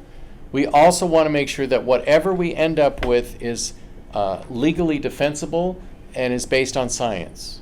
We want to preserve rigor. We owe it to you and the other 54 jurisdictional boards that whatever we offer to you and develop is rigorous. I don't want anyone thinking that we're trying to make something easier. Inclusion does not necessarily mean easy. And I think there's been a lot of political and social dialogue about that's misrepresented the whole idea of inclusion. But we do believe, and California is already doing this, you already allow people to get a license that don't follow the traditional path. We would like that model to go national. We are already seeing other jurisdictions starting to move in this direction, not even waiting for us to come out with our new tools. Michigan, which is one of 6 jurisdictions that if you don't have a NAB degree, you can't get in either through initial or reciprocal. They're looking at changing their statute. We have a number of AIA chapters who are supporting this change. And we think we are, to use an overworn phrase, we're on the right side of history here. There's a growing impatience on the part of young people who are wanting to pursue a job about the traditions that our generations pursued when we moved up and got licenses. There's a lot of questioning today about the return on the investment of higher education as it currently exists. We're here at a community college today. We think community college education should count for something. Right now it doesn't count for anything. We think a 4-year pre-professional degree should count for something. Right now it counts for nothing. So we think there are options out there that might, at different levels, progress you toward competency. It might mean if you don't go to school at all, you go on this path. If you go to school for 2 years and get an associate degree, you go on this path. 4-year degree, a NAB accredited degree, they all will take you toward competency, but maybe at different paces or different cadences. We also know that there's different types of exams other than multiple choice exams that we could be offering. There's different ways to, that's a knowledge test, but it can lead to competency. And we want to revisit how we document experience. Right now in architecture, You document experience by getting your supervisor to sign off on hours. We assume that the supervisor knows that that employee did that work and is observing that work and is mentoring and coaching. But we also know that many supervisors don't have the time to do that. So there's an assumption going on here. We would like to move towards something that what we would call evidence-based experience. Again, we do not want to invoke anything that is so burdensome, so costly, so complicated that it's not going to work. From an implementation perspective, we anticipate that we won't be launching anything new until at least calendar year 2028. We also know that even when we do launch, we'll have to keep the old programs running for a while. So there will be an overlap, just like when we transitioned from ARE 4.0 to 5.0, there was an overlap time period. And we think that for this to be effective, we will need at least 2/3 of our 55 jurisdictions to be ready to adopt this at the time of launch for this to be effective. And then we can work on the other third. So there's still a lot of work to do here. Everybody is saying, okay, enough with concept. We want to know what this stuff is going to look like. Well, we're getting close. We hope to have, like I said, a first draft ready to show you in late June. I think the early feedback we're getting is that most jurisdictions understand the concept. Most jurisdictions are worried about the other jurisdictions that may not want to do this, which is on us and on Josh's team and our consultants to help us get to 2/3. We do hear from academics in particular that are concerned that our approach will cause an erosion of the pipeline into colleges and universities that will have a negative effect on their business model. There are some, and many of you in this room probably, who believe that without that kind of education, you can't be the architect that you should be, which, even as this comes out of my mouth, is kind of a judgmental, semi-elitist statement to make, but people are making those statements. So we're not going to get universally applauded for this, and we're not going to wait for a unanimous endorsement either. We think there are people out there today who could be architects if we made these changes, and we think that this contemporizes and modernizes licensure to get us in line with other professions and where we can go in the future. So that's kind of pathways to practice is the umbrella term we're using to refer to this, and I hope I didn't sound too geeky to the non-architects on the board. It's okay? Yeah, I'm good? Robert, you're tracking? Everyone else? Is she not bad? Okay, good. I'll also confess I'm a recovering lawyer, so I might have sounded too much like an attorney. I don't know. Anyway, I'm glad to take questions, and my team can, and Sylvia and, Yes, and Tian. let me start by saying thank you. Yeah. I always enjoy presentations from NCARB because I think you guys do great work. I really appreciate this effort, particularly in terms of the competency path, the 16 competencies as a pathway. You mentioned a few things that I wanted to kind of unpack. One is a timeline. Yes. I know at the last NCARB meeting, was it 2027 that you guys thought that you would be releasing this into practice, and has anything changed along that timeline? I don't think anything's changed. I think we were hoping if we presented the drafts in June of this year, 2026, that by 2027 we could be into the beta testing. And that's still the case? That's still the case. Okay. It's interesting. We've found several vendors that are already doing this for other clients, which has been really helpful for us. I think the biggest question is on what I call the validation of education. We're not looking to create an accreditation program.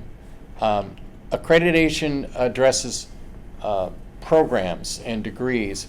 We are looking at individuals. So you might have both gone to Cal Poly, but one of you took these electives and another of you took different electives. And so based on your individual transcript, it might score farther progress toward competency than the other person did. So that's too heavy of a lift for a volunteer committee or for staff. So what kind of algorithm, or again, artificial intelligence, how might we use something like that to help us do a validation of education? So there's still some complexities that we're still trying to figure out, but right now I'm going to say I'm still hopeful that we can get to a launch sometime in calendar year 2028. But that is also dependent on if we can persuade enough states to move. We've got to look at state statutes, state regulations, legal opinions from legal counsel in some cases, because we're finding in some cases states are interpreting their statutes differently than we are. Yeah. And it's the same language, so why is this lawyer saying this and our lawyers are saying something else? So many of our jurisdictions automatically just go with whatever models NCARB promulgates. So that's a good head start for us. And then there are other jurisdictions that we know are going to be the last adopters. Right. But can we get to 2/3? That may delay the 2028 launch, I think, of any, with any.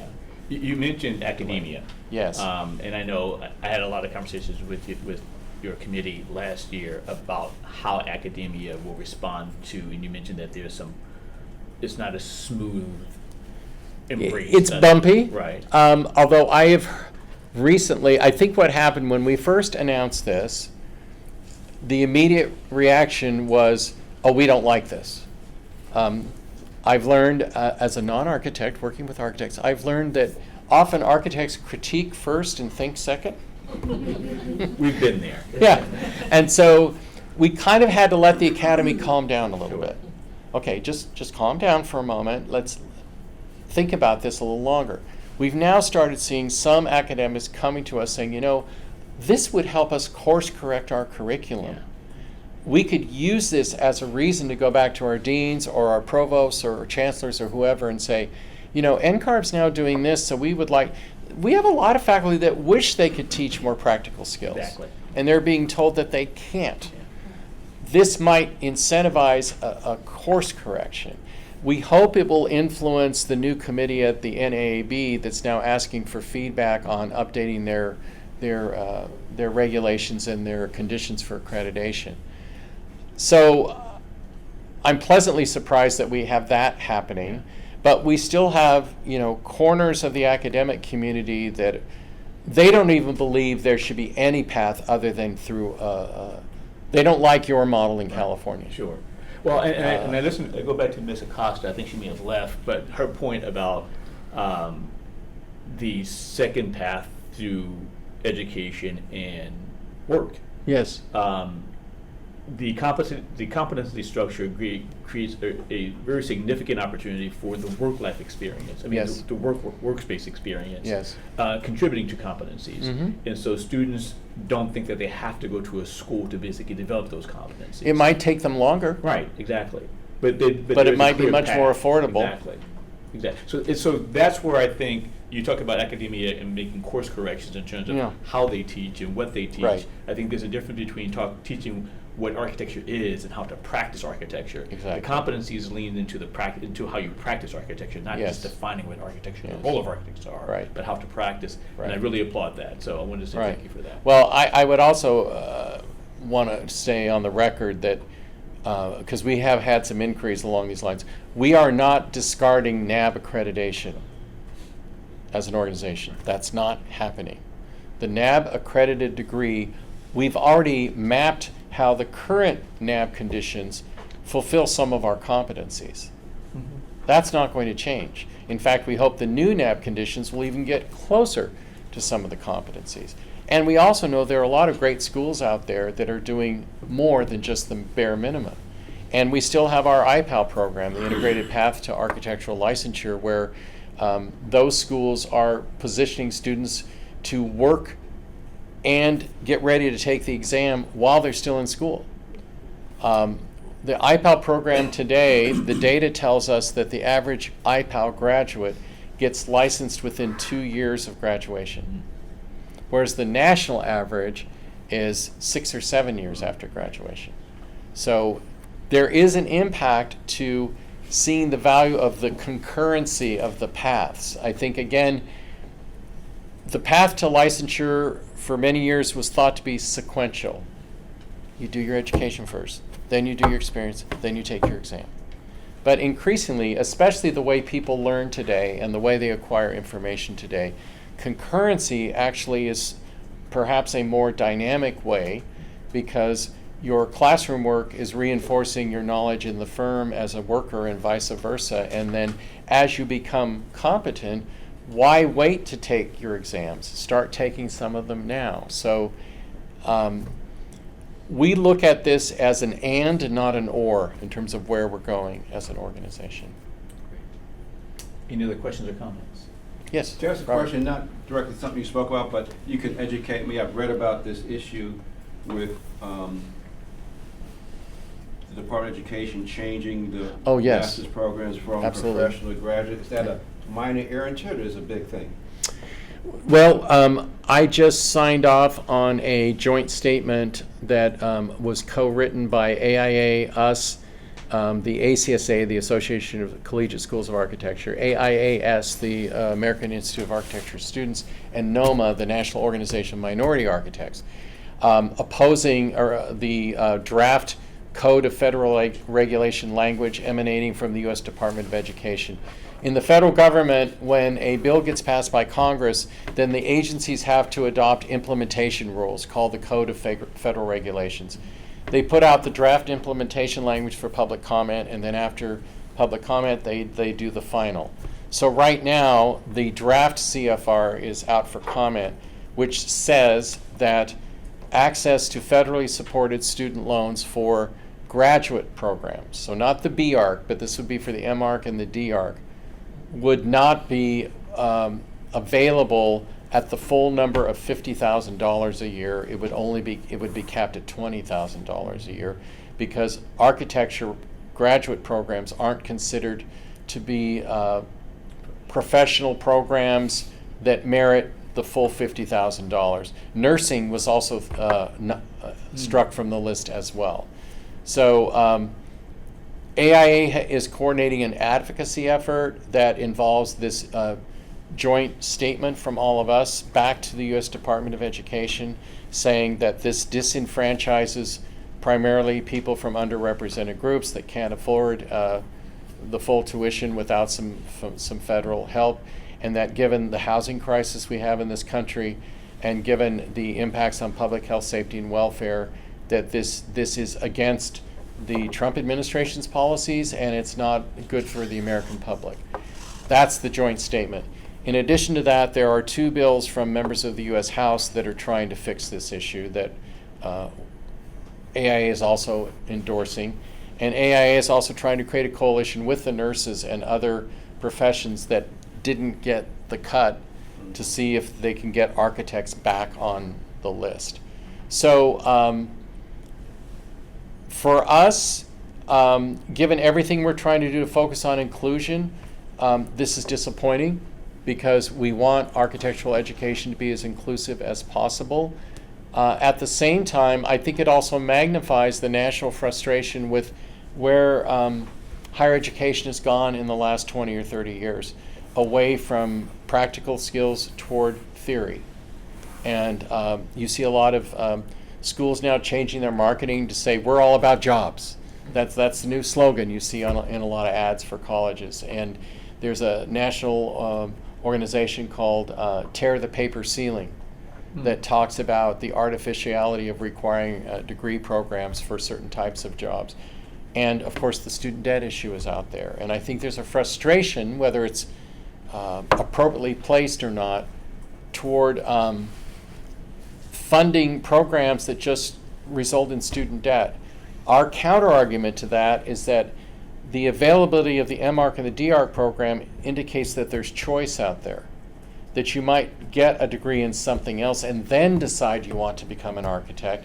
And by cutting off financial funding, you're negating choice, which again is counter to what we hear from the Trump administration. So we'll see where this goes. I am pessimistic that these our efforts are going to succeed, but we're fighting the good fight. Appreciate that. And you did, like, nationally, how many MARC and DARC students there are at any one time? We know that, but I don't know it in this moment. I'll look it up for you. But Roxanne can find that out. And we've done some additional research on the impacts that this would have, so we can share some additional information. Yeah. I have a few things. Thank you for being here. Sure. I'm loving the changes with the competency and the idea that NCARB could maybe sort of nudge NAB and also the universities to change their, so sort of course correct. You know, I have both a bachelor's and a master's in architecture, but I quite honestly learned I became an architect by taking the ARE. You know, I learned most of what I know about practicing from taking the test and studying for the test. And so I think that's a reality that a lot of academic institutions, you know, and institutions that I represent even on boards struggle with. So I love just having this conversation, and if we can sort of bring more of academia into this, I think it benefits both the pathways for academic licensure and non-academic licensure. So I really, really appreciate that. There's so many things that you guys are doing that I also love, but I want to just like say that it's nice to have you here, because when I go to NCARB sometimes, I'll admit I show up with a chip on my shoulder, and the chip on my shoulder is just representation. You know, California represents a huge, large population. You know, we're the largest population by state and also by architects, and up until a couple of months ago when we implemented our retired architects license, we even had the most licensed architects of any state. You know, but if you look at the NCARB by the numbers, we have the most resident architects that are licensed in our state. So we have a huge population, both citizens that we're protecting, but also licensees that we're regulating. And you know, as you know, we don't have that kind of representation at NCARB. So when I show up and we have the conversation, or when we show up and we have the conversations about reciprocity, and we feel a little bit left out sometimes, or with diversity because we see other states with a out large voice where we don't see has the diversity that we have. So it's hard. So, and I know there's not a lot you can do about it, and I know it's the system that's been in place for hundreds of years, and that the idea of changing it would be near to impossible. So for me, it's nice to have this conversation, to hear that you guys are hearing and seeing us, and it's a conversation that I wish that we could have had time and time again over the last 8 years that I've been involved. And I realize COVID got in the way, and so that I know. But when I hear that you guys go to Guam, I'm both jealous that you're in Guam, but I'm also like, hey, what about us and what about our population? So I just wanted to say that publicly, and I also wanted to say it on behalf of our other members, because we just want to make sure you guys are seeing us and understanding us and understanding our culture and the diversity of our state. And we're so lucky because we do have volunteers that keep going and are involved in the organization. But as you guys require, once these wonderful human beings move on, they're supposed to put their blinders on, and they no longer necessarily represent California. And so it's tough. And I'm grateful for Tian, but it would just be nice, I think, if the board just got a little bit more love from NCARB. I just wanted to put it out there. So thank you. Yeah. Well, again, glad more love. Yeah.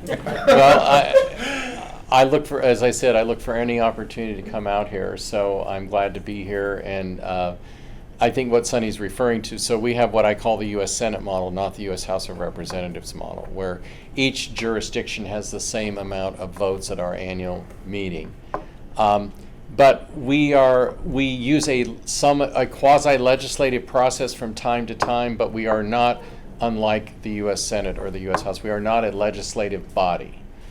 That's your authority. So again, we're here to provide support and advice and tools for you all at the state to do your work, and you do it well, and you certainly represent the diversity and the complexity of the state of California in the makeup of this board and what you do on a regular basis. So I am excited that over the years our DEI committee and our collaborative that preceded them, and some of your members have been on that committee as well, have really helped us expose blind spots regarding our existing programs.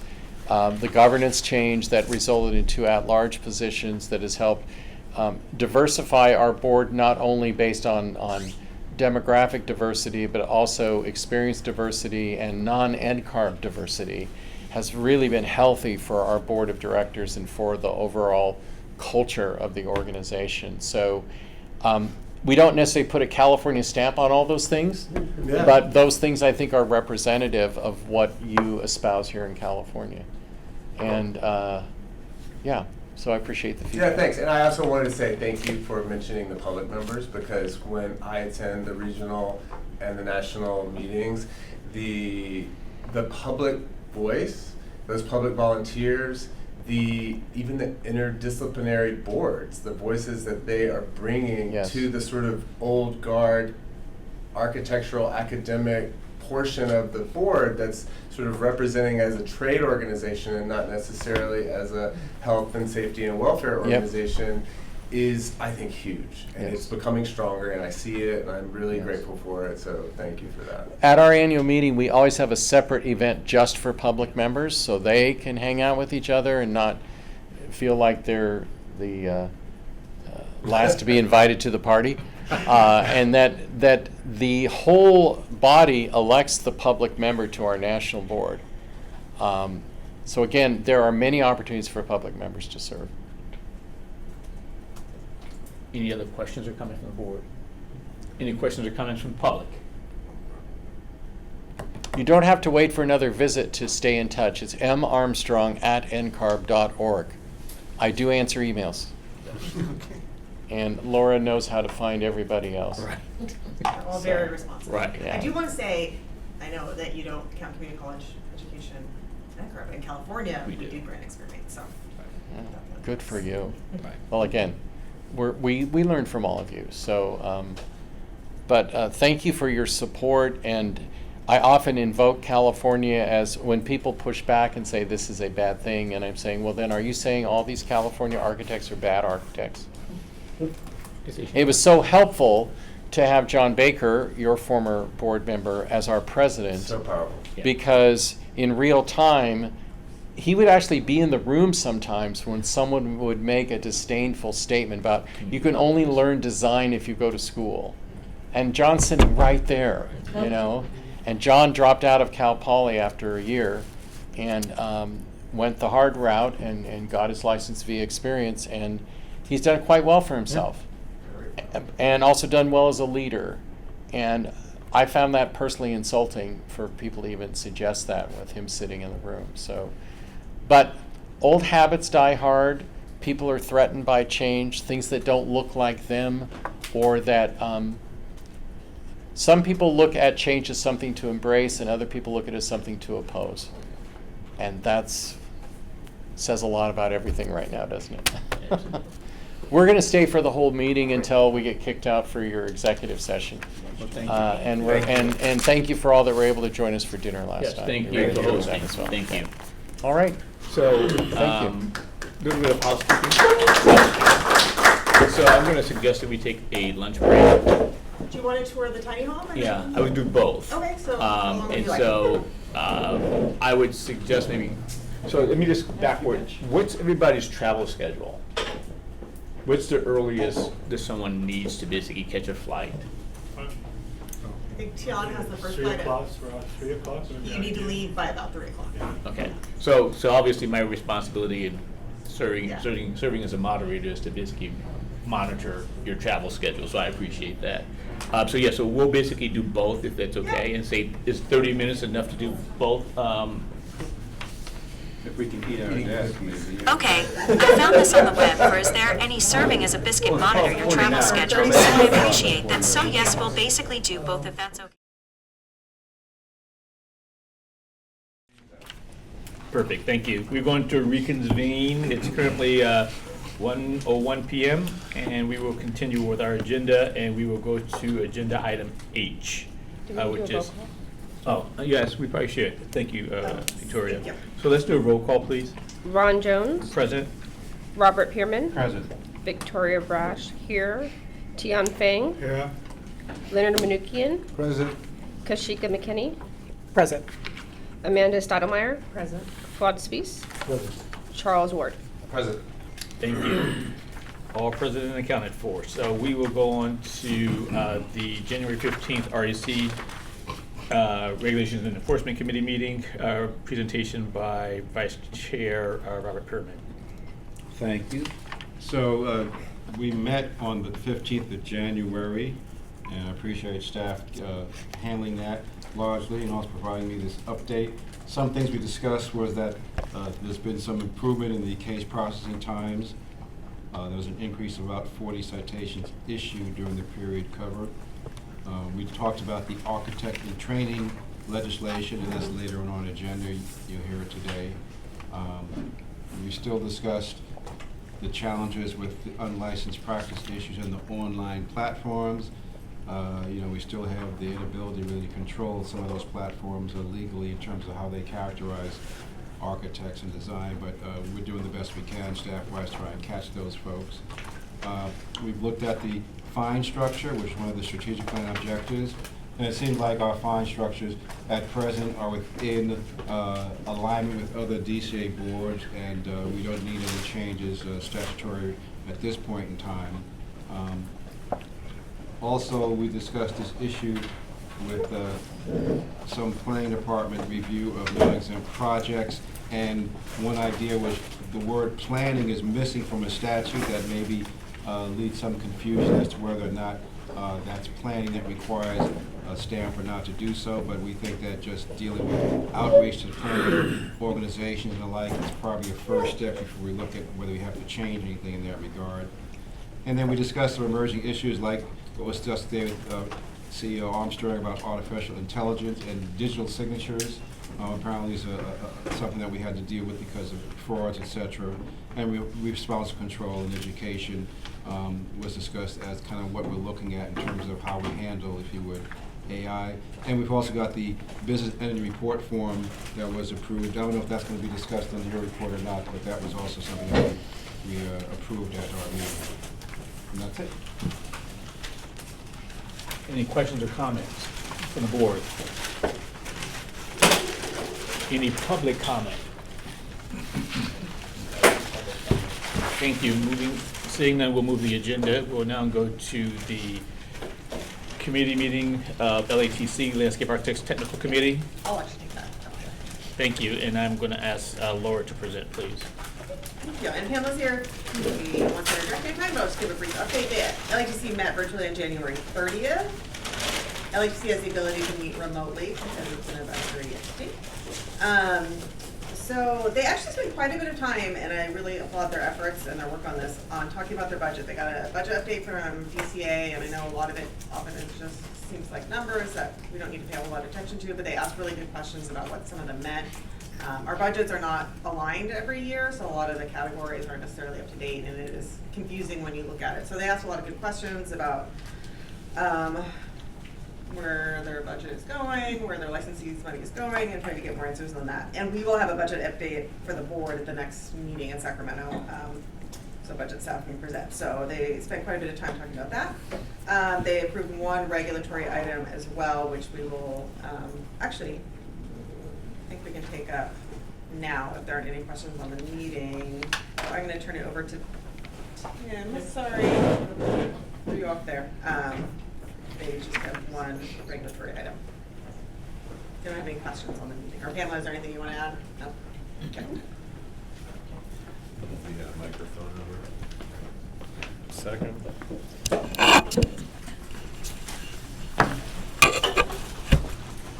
As mentioned, the LATC does have a regulatory proposal that they would like to move forward. It will amend 2611 of the CCRs, which addresses their abandonment of application. What it does is increasing the time it will take before the board would consider, or the LATC would consider an application abandoned to match our retention schedule and the LARE application process. So it's a very simple update that will benefit the applicants for licensure. Thank you. Any questions regarding the amendment? Thank you. And then if you don't have any questions, if at the appropriate time, we could get a motion to approve the proposed regulatory text for section 2611, direct staff to submit the text to the Director of the Department of Consumer Affairs and the Business Consumer Services and Housing Agency for review. And if no adverse comments are received, authorize the executive officer to take all steps necessary to initiate the rulemaking process, make any non-substantive changes to the package, and set the matter for a hearing if requested. If the board does not receive any comments providing objections or adverse recommendations specifically directed at the proposed action or to the procedures followed by the board in proposing or adopting the action during the 45-day comment period and no hearing is requested, then the board authorizes the executive officer to take all steps necessary to initiate the rulemaking process, make any technical or non-substantive changes to the package, and adopt the proposed regulations of section 2611 as noticed. I make that a motion. Second. Been moved by Member Finn, seconded by Member Ward. Is there any public comment? Seeing none, Madam Secretary, may you take the roll? Ron Jones? Yes. Robert Fairman? Yes. Victoria Brash? Yes. Tian Feng? Aye. Leonard Mnuchin? Aye. Kashika McKinney? Yes. Amanda Stoudemire? Yes. Schwab Spies? Aye. Sunny Ward? Aye. Thank you. Thank you very much. So we'll now go to the Communications Committee report. Their meeting was scheduled or was held on February 19th, and we're going to ask Chair Suisse to basically present. Thank you, Chair. The Communications Committee met on February 19th, attended by our newest board member, Kashika Korsran, and Amanda is on the committee. As you know, the 2025-2028 strategic plan included specific objectives under the communications scope or the communications committee to fulfill or to work on. That was our first meeting, or I would say my first meeting as a chair after being appointed by Ron. I will not list, all 4 objectives, but the main goal of the communications committee is to strengthen how the board communicates its mission and regulatory responsibilities to the public, licensees, and future architects. And of course, at the core of our guiding principle is protecting the public's health, safety, and welfare. At the meeting, we reviewed the work that was done by staff, and I want to commend Laura and her staff on the great work that they've done. They have been working on outreach program. They visited 4 community colleges. They distributed brochures about what the mission of the board is. And we also discussed some ideas, such as considering like an annual award of excellence to be maybe created or sponsored by our board that would identify and recognize great architectural work in the state of California, or whether it's an architect or work or a company that did something unique that we could also evaluate and start an award program. I think it will create more engagement by the architectural community in the work we do at the board. And the executive director, Laura, mentioned that we had a program in the past that we could revisit, look at it, and maybe present it to the full board for discussion and implementation. The second thing we discussed is having more frequent meetings, such as 2 meetings per year instead of 1.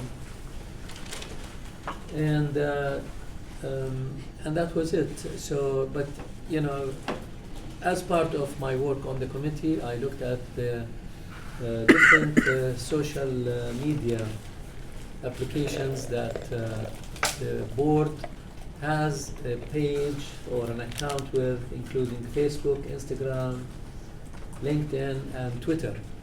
And we cover all of those, as many of you know. And these accounts are updated regularly by staff, but I noticed there is very little participation from us as board members. Not too many, not all of us have, you know, those accounts or like them or follow them or, you know, make comments on them. And I would encourage you to visit all those 4. We have 4, right, Laura? Do we have more than that? Or We also have Blue Sky. okay. That I'm not familiar with, but I'll check it out. So if you can look at it on in your spare time, add your name, follow it, and for example, something like today's meeting, great. The photo outside, we can, you know, post it, and you know, hopefully get more attention and link and hits or you know views by the public who could be interested in the work we do. So that is my report. Thank you. I have a question. Yes, Did please. you guys discuss in which ways, if we were going to showcase someone, in which ways they would be eligible for that? Would it be something that your committee picks, or would there be like a nomination? Did you guys discuss any of that? Actually, we just discussed the idea Okay. as a concept, but we did not go into the details, especially because there was a program before. I think it's proper to revisit what was done before and then build on it and improve it if possible. Great. So, Can I ask a question? Laura, what was the, do you know how it was done before, the program before? Yeah, we used to have something called the Octavius Morgan Award, and that was for volunteers who provided service to the board, so it was a lot of people who helped develop our exam, and so we recognized a lot of people, so it kind of ended. So we talked about potentially repurposing that structure that we had, because then we talked about like, what can the board actually recognize, and how do we promote one over there. But I said we would look and see like if we could change that into something that we could use. So staff's gonna work on that before the next communications committee meeting and look and see. I don't know if any other boards do it, but I certainly could look at other states and see what they might do. if you send me what you have, Yep, what you have I before, will. Mhm. I'll be happy to propose to the full board some kind of a program for discussion. Yeah, I think, and I attended the meeting, I think it was a great meeting, and thank you for your leadership on that. Trying to find ways of engaging all stakeholders, I think, is important, and that's just one of the tools that we have available to us. And I think one of the things that was clear to me, and we'll hear this and see this in Laura's report, if you look at some of the efforts that LATC has, what stands out for me is that LATC is a much smaller community, but they have a higher level of engagement. And so they post more frequently. The percentage of their participants, of their licensees are engaged socially more so than we do. And so I think trying to find ways in your conversations to address that and narrow that gap, I think is important. So I appreciate that. Thank you. Yeah, I was thinking that, for example, the sort of debate and discussion about the interior designer issue, you would think that we could engender Facebook or LinkedIn discussions about that issue from architects and the public even, just kind of weighing in that we could see different perspective. And there shouldn't be radio silence about something that important on such a free medium for people. Excellent idea. Yeah. Yes. But when you basically think about it, the point would be is that we have more than 20,000 practitioners, and that's been about 1,000 of them are followers. And so I think that getting them to respond and to engage, I think and what does that look like? How do we do a better job at that? And I think your committee looking into that, I think, looking at different levers to pull and push, I think is just what we have to do. And there have been some best practices, right? I mean, one of the things that I said is, having a direct conversation with, what's her name? Is it Kimberly, who oversees LATC for your Yeah, staff? Kimberly McGinnell, she's done a Right. great Yeah, job. she's with done her a great social job. So having a conversation with Kimberly about what they do versus what we're doing, I think would be helpful to figure out what are some, they may be doing some unique things that we could learn from. So things like that. Yes, please, Pamela. Thank you. It was a very concerted effort with Kimberly leading in a great way to make sure that we grew that social media presence and staff. Great work. Yeah. And they're posting. It's coming from staff and also from the members to go out within our circles and cast a net to say, are you following us on social media? Here's, and any time I was in a group, I was checking like, hey, especially when LATC or something came up, hey, do you follow us? Because here's a great way to get information about what we do. And so, in addition, one of the things that I think that we've started doing that works really nice is we're celebrating new licensees. And so that list comes out, and that's been really cool to see people responding to, like, oh, welcome to the profession, thank you, like, great to see you, congratulations. Like, everybody gets really excited about those new members. And so we get a lot more, we get more feedback on that more than anything else that we post. So that's been a great way to get others engaged into our posts. And NCARB does that as well, right? So you guys do a really good job. Yes. Mm-hmm. So- CLARB does it as well. So yeah, but for the California licensees, it's kind of nice for them to see us celebrating that, and leadership. People in leadership within the profession comment, and that means a lot to the licensees too. So it's just a way of engaging our whole community. And I would encourage each of us to follow CAB on social media, or whichever social media platform you're in. I'm on LinkedIn only, and repost, because then we basically have our circles of influence that it kind of pushes out to. Yeah. So I think if we're doing the advocacy work, it becomes a lot easier for us as a board as well. One more thing, Ron, yes, I'm sorry. please. I should have brought up, I don't know if John brought it up at the last meeting, but we just sent out a newsletter as well, and that was a hard copy that was actually mailed to people. We may do some electronic ones in the future, but the first one we wanted it to be something tangible. And there was a message from me, there was a message from Laura in it, and it really got a good response. Got a lot of good feedback. Yeah, so that was something that we had a long time ago, went away, and we brought back. And Laura, can you tell us where we are we had this conversation about on our landing page to have some statistics. I know you talked about that during the meeting. Do we make about the progress on social that? media statistics. Right. And we'll get those added before Okay. the next meeting. Would somebody look at Robert, please? Are you able, for example, can you ask voluntarily when license applications come in or renewed, do you have a LinkedIn presence, do you have a Facebook presence, et cetera? And if people, answer and put that down, can then we deliberately follow them, which will then cause them to be linked to us on those platforms? I think we can make it voluntary, and ask them, but I'm sure someone would provide us that I information. mean, could we also, if that's the case, when we send out our renewal licensing, a QR code for each one of them, and then if people see it, maybe they'll just, scan it, and as opposed to us having to get the information and then input it. Yeah. I think there's two pieces of this. Obviously, direct engagement is the initial objective, is to know that there is a line of communication. The second basically is relevance, is that once we have them, are we giving them information that's of value to them? Yes.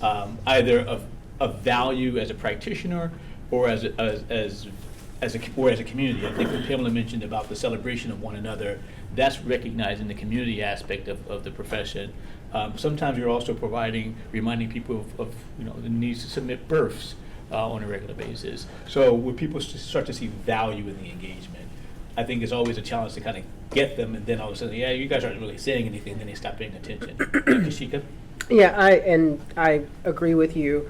I'm a member of the state bar as well, and I've seen them really kind of step up their efforts over the last couple of years, and it could be, as you mentioned, celebrating people that pass the bar, or if it's, hey, the bar exam is coming up, let's wish everyone good luck, or it's Women's History Month, here's the first attorney or, woman attorney in the state of California.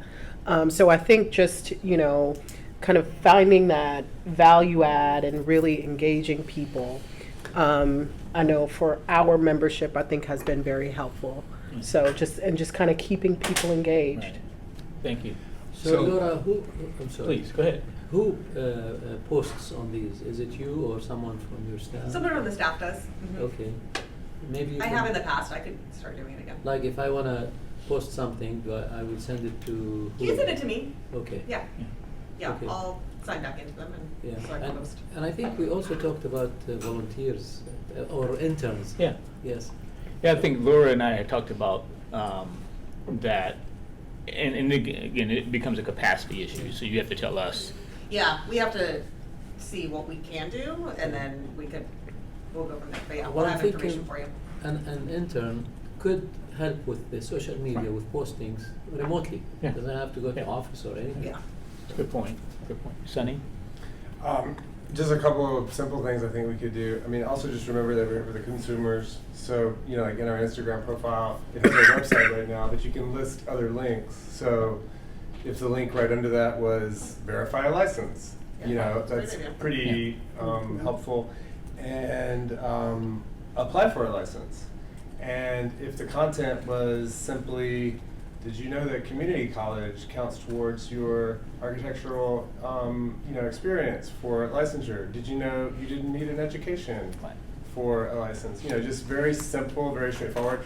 And also Instagram ads can be inexpensive. And their algorithms are already pushing to people who are interested in either hiring an architect or looking for an architectural education. So we can start with $20 at a time and just push out some very boring graphics, and see if it helps.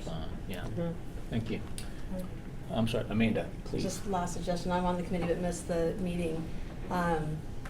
If we wanted to take your recommendation of meeting again, making the second or third meeting of the year kind of a working session, we can create all of these social posts and you just schedule them out, Yeah. so it doesn't have to be sent to the staff. Great idea. I do like it. Yeah. Thank you. Great idea. Yeah. Yeah. We'll have better ideas. Many hands make for light work. Any other questions or comments? Any questions or comments from the public? Thank you. Seeing none, we'll move the agenda. Thank you, Chair Sweets. We will now move on to our executive officers report. Laura. Thank you. Floor is yours. I will just go through the highlights of this report. If you have any questions. We have our last meetings listed in there, but we've kind of covered that already. As I mentioned, we're going to have a budget presentation at our May board meeting. We're continuing with business modernization. We're in the maintenance and operations phase, and we're just again trying to make it work as well as we can for our licensees, for candidates, and for our staff. We've done additional outreach, so we created a poster and did a mailing about changes to the experience we grant and the path to licensure, and we've gotten really good feedback. We have some upcoming visits at Southwestern College and then Citrus College, and then we will reach back out and try to schedule one either in person or virtually at this community college. So appreciate any interest or attendance for board members if you would like to come to those. With some personnel changes on the next page, and then status of our regulations. We have one more later on the agenda as well. And then on page 4 of the report, we get into the exam data. So starting with our supplemental examination, first time pass, or the pass rate overall at 62%. So that stays fairly consistent. And then we have the ARE data broken down by division, and then the difference between the California and the national data, it is always a little bit lower for each division, and that does fluctuate a little bit, and some have improved. And then following that, we have data for landscape architects, who also have a California supplemental exam and then a national exam as well. And also broken down by California and national data for landscape architects. So moving on from licensing, we have enforcement data, starting on page 6. We have our most common violations listed first, which stay consistent, and are also consistent between architects and landscape architects, with the difference of landscape architects don't have continuing education complaints or audits. So you can see the numbers there with the citations. We split out, I guess what I will just call regular citations and continuing education ones, because we separate those out and how we staff them in the office. And then you can see the landscape architect complaints following that. And then you can, the formal enforcement actions are listed starting on page 8. Any members have any questions? So Laura, with the opportunity for licensees to provide their continuing education or proof of continuing education, has that audit number, have you seen any impact from? Like the percentage that are out of compliance? So is it too early to say? I think it's too early to say. I don't have that, but I will check back with staff and I will send an update to board members to see. We'll keep tracking that because we're really hoping. Right. I mean, the goal is for people to be compliant, so we're really hoping that helps. Yeah. Thank you.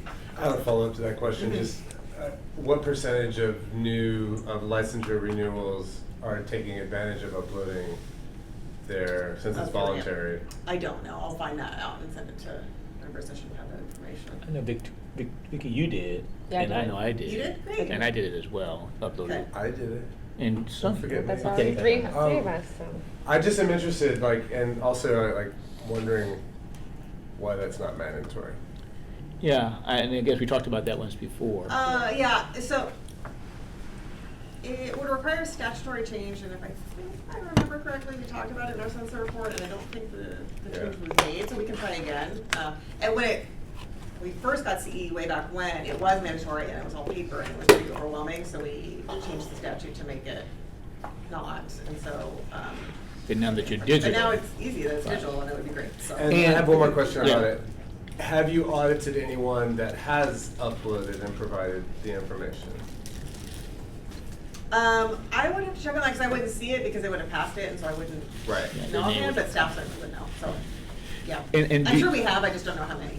And to Sonny's point, the cost-benefit analysis, I think, is really important, right? So if you said that you have 2 staff people working on this, and it's not as if folks can't put up fraudulent documents, but it's less likely that they would do that, at least because you're looking at self-reporting. But they would be self-reporting regardless, even if they were audited, they're still going to self-report. And so my feeling is that could those resources then move somewhere else to be of greater value if it was a mandatory requirement, Right. and then that staffing need goes away, then you still have to monitor it, I guess, to some extent, But but it you would can be move less time resources, intensive, right? yeah. So. I have one more question, I'm Yeah, sorry. please. Business modernization. Yeah. How long will that go on, and is the modernization modern enough that it can allow supplemental updates for this type of conversation, like with AI to screen audits, that sort of thing? I mean, I think our current system that we use, and it's like a wealthy term to talk about business modernization, but it's really just the system now we use for people to apply online and for staff to manage the licensing and not so much the enforcement end. We could certainly look at within that, we could look at using AI to do the CE audits. I think that's something staff could do separate from that system, but yeah. I just think in the future, I don't think we're there yet because it's not mandatory, so it's Yeah. a little complicated. But in the future, if it was mandatory, it just as a pre-screen, Yeah. you could add it as a pre-screen and This is still something have that and meets still our- have the random audit as well. You know, just Save some just time. to use the technology that's out there, Right. just be interesting to. Yeah, and I guess on my question, the business modernization question, is that I know this has been a long time coming, right? So Yeah. it's been in the works for a We're while. not very good with IT in the state of California. Right. And so I say that to say that something that we talked about, that we started to prepare for 10 years ago, is it dated today? I mean, and was it designed with the ability to plug in expanded apparatus? Because now you have these other, the evolution of technology, and has our system now been dated because it was planned a decade ago? I don't think that it is too dated yet. I would say like a good chunk of DCA went to a system called Breeze, which originally everyone was supposed to go to, and I would say like that, it's not, I would say it's more antiquated than what we're using, so we're better off with the Connect system we're using now, but I think anything gets sort of out of date once you commit to it. And it's hard because we, several of us use the same system, right? And so any kind of modification, they then kind of like they talk about like how many staff hours it's going to take to make that change, and who gets the priority, and legislative changes and legislative mandates get first priority, which is good. But yeah, so I mean, I would say it's not, it's better than what we had. Yeah, it's still working. Yeah, I think it's somewhat flexible for future changes. Yeah, like we'll look like if we need to add a new license type, that's something that we can build into this. Right. Like architects and training type of thing. Right. Yeah, and architect and training. I'm working with them now on that. Right. Okay. Any other questions or comments from the board? Are there any public questions or comments? Thank you. Thank you, Laura. We'll move the agenda. So now we'll go to regulatory updates. Is that Tim? Back to Tim. Up and down. Right.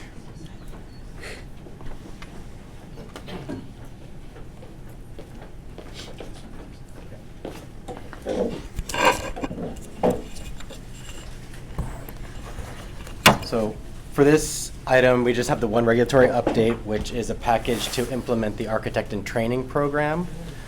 I modeled the language after the law and tried to incorporate I did incorporate all of the requirements into an application process, a renewal process and requirements, an inactive reactivation, and everything that is required for a candidate to apply for the architect in training title. Are there any questions you have about this? I made the language similar to our other application processes, where it's somewhat open, so we will use our online system for candidates to apply, but still allow for paper if necessary. Yeah, I have a series of questions. Go ahead. Yes. Robert, no, go ahead. I have a question about the fees, so. Yes. Go ahead. Okay, so it looks like that the fee total would be 131 for the amount of work that it was. 100. 131, Yes. yeah. We are only charging 100. Yeah, so why? Yeah. Just to, our current application fee is only $100 for license, or for the license review. We didn't want to make this cost more than the license application. We're also basing this off of what we anticipate the staff time taking and how many applications we will receive. So we can adjust this fee later based on what we receive. But if we're, I guess. Yeah, it could be that the current application fee that Tim was saying that we charge for, it doesn't cover our staff time either. And it does not. Okay. It doesn't, but. Yeah, we should. I mean, if we're gonna do it, start on the right foot to do it, I think that it should be, cover the cost. So would there be a problem with it just being like 131 or 150? We could raise it to that. It would just discourage our candidates from applying, because these are the unlicensed candidates who are seeking use of the title. It can be whatever Yeah, but the it board is- wants it yes. to be within, as long as it's supported by the workload, like you're saying. I just don't want it to be a deficit, right? And then Right. now we're constantly chasing this deficit because our fee I started mean, it's off. definitely an open question too as to how many we're gonna get. It's an Right. unknown population, so it could And be a small I impact. think it this could was, be a big impact. not this specifically was discussed, but the board covering other applications was discussed last year during our sunset, when we had a very in-depth budget presentation and the fees we charge. And I believe at that time the board wanted to cover those seeking licensure and require more on the either licensure or reciprocity application side to make up that deficit. But I guess to your point, like in the past with the retired license, when we originally set the fee, Right. we set it low And then for it- eating costs, and then that Yes. did not go well Right. forward, because that skyrocketed, Yeah. so. And Laura, can you, just as a sidebar, how many people did we lose approximately? That was it? Yeah. Retired. Yeah. for It's a life. lot. It Yeah. was a lot, It's yeah. a lot of It was like $1 funds. million in revenue. Yeah. Yes, the funding loss was huge. Yeah. And I Unanticipated. don't think any of us anticipated how Yeah. bad it would be. Right. And that's what we talk about unintended consequences. Yes. Mhm. So I think I share Victoria's sentiment there. Yes. Um, And since this is open to the board, I can make this change. Well, again, this is open for discussion. Mhm. Is there anyone who objects to TN? And No, Rob, any not, object? I'm not object to, but I just want to take this as a parallel experience with also the net zero carbon Mhm. mandatory education. Both bills are sponsored and endorsed by other parties, other entities. In these two incidents, on the architecture in training, we are kind of neutral in a way. We are not advocate, but we're not having any reservations. So we deserve now the consequence of operationalize it. If we're losing money, we have to losing money. And on the net zero carbon, we are generally in supporting of it, but we were wishing can be more well-defined, so our work will be more manageable. So comes third one this morning is the commercial interior license legislation. If we are not taking a position, and I'm just concerned in this environment, they still think our board is only concerned about operationalization. But I don't believe that's the sentiment. I think a few board members are not sure they're supportive of that legislation. So therefore, should we make our position more clear? See, it's kind of expanding to this topic. But I want to borrow this opportunity, think about the whole process. That when you are not put a position in place, and as an operating entity, people think we're just thinking about operational impact, not having problem with the principles, but in fact, in this case, we have a principle difference. Yeah, agreed. Yeah. So on the fees, and we have a reg proposed to set the fee. Can a reg set a range of fees? That the board can No, pick no. a particular one, or the fee You has have to to set be, the fee for the fee has to be laid out. Yes. That's The statute could set like a range, but you have to be specific and Well, regulation. just ask our attorney. You're right. She's nodding her head, but Oh, she needs yes. to verbalize it. Yes, Yeah. that's correct. Okay.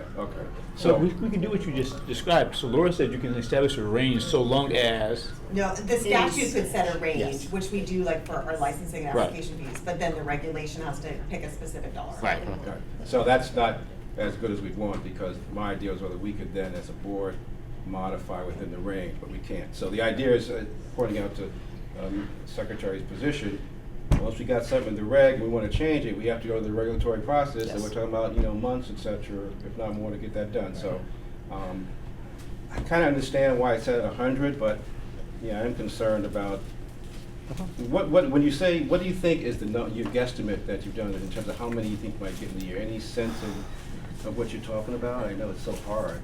That's just very difficult because the candidates who would be eligible for this, must be active in the examination process, taken and passed an examination, and that's. And have someone supervise them. And having someone supervising willing to take on that responsibility of supervising them for this title. Okay, but I mean, So- in planning, you did not pick any sort of number or expectation, or you did? I know it's a guess. We do. We figure. I originally put I thought that this would be a rush, but I think it more is going to be delayed. So I think maybe 1,000 people a year might Really? apply for this. That many? Potentially, because it encompasses our existing candidate population. Yeah. And we have, I think, 9,000 candidates who are in the pipeline. Well, okay, but I mean, if we're off by $30, that's $30,000, if I do my math right. So, we have to think about that, but I kind of might vote for something higher. Okay, some other questions I have. So, you have to Yes. verify the supervisor. So what does that mean? Just one, they're not under discipline, and two, they sign the forms, et cetera? Is that Yes. basically what you have to do? They have a current license, yes. Okay. And the way I read it, you can only have one supervisor intern relationship. You can't be one to more than one. Correct. So if you work with someone in the summer and then the job ends and then you go to someone else during the school year, you've got to reapply for the new, or You you don't- have to change the supervisor? Yes, so Okay. they would be required to send us a notification, and the new supervisor would assume the role and submit their verification saying that. Very similar to they're the doing this. XP. Yes. Yeah. So, is your understanding that AITs can create business cards saying they are AIT? They can. Because we determined that, well, Scott left, I was hoping that he was still No, he's here. here. Oh, We oh, can okay. answer his questions. Yes. Yeah, I think that would be helpful, because that was a question that we had posed, is whether or not issuing business cards is a form of advertising. Mhm. And they're prohibited from advertising. So Scott, do you want to kind of? Well, I mean, we gotta know that, not him now, he's not the regular. Well, no, I'm just saying that. What are they expecting? Right, exactly. But I think it's both. So do you want to answer We'll that have to question? have an answer for that. I think the law allowed them to use the title, which could be advertising, as long as they have that supervisor relationship. But once that relationship ends, they can no longer use the title, so those cards would be invalid. So, would you think the card would have to say who the supervisor is? No. Okay, so they'd have to put that in their back pocket when they change jobs until they got, Yes. theoretically, I mean, who's gonna do that? On their resume, they can say I'm an AIT, but if they leave that job, they have to say between March and May, I was an AIT because I'm not one now. So, I mean, we just have to be aware of those type of things in case some issues arise, I suppose. And then, let's see here. So this section, 5587.5A is really powerful. I don't know, does this, this would scare me. It just says that, you may be liable to disciplinary action for any violations by your AIT. Yes. That's Yeah. a powerful, strong statement. I mean, that's gonna, I don't This know, will the will- architects are gonna And- sign these things willy-nilly so everybody comes across their permit or something? I think I would be kind of nervous about that Yes. myself. Yeah. It's an apprenticeship. Yeah, It's in this the is, stat- and It's in the that, statute, so they gotta understand that this Yes. is a serious. and step so to that's take. part of what we're requiring the supervisor to sign is that, an excerpt of this law saying this is what you are responsible for. Yeah, okay. So I had a few points of clarification. Mhm. So on the notion that an AIT could have a business card with that on it, and the statute prohibits advertising themselves as such.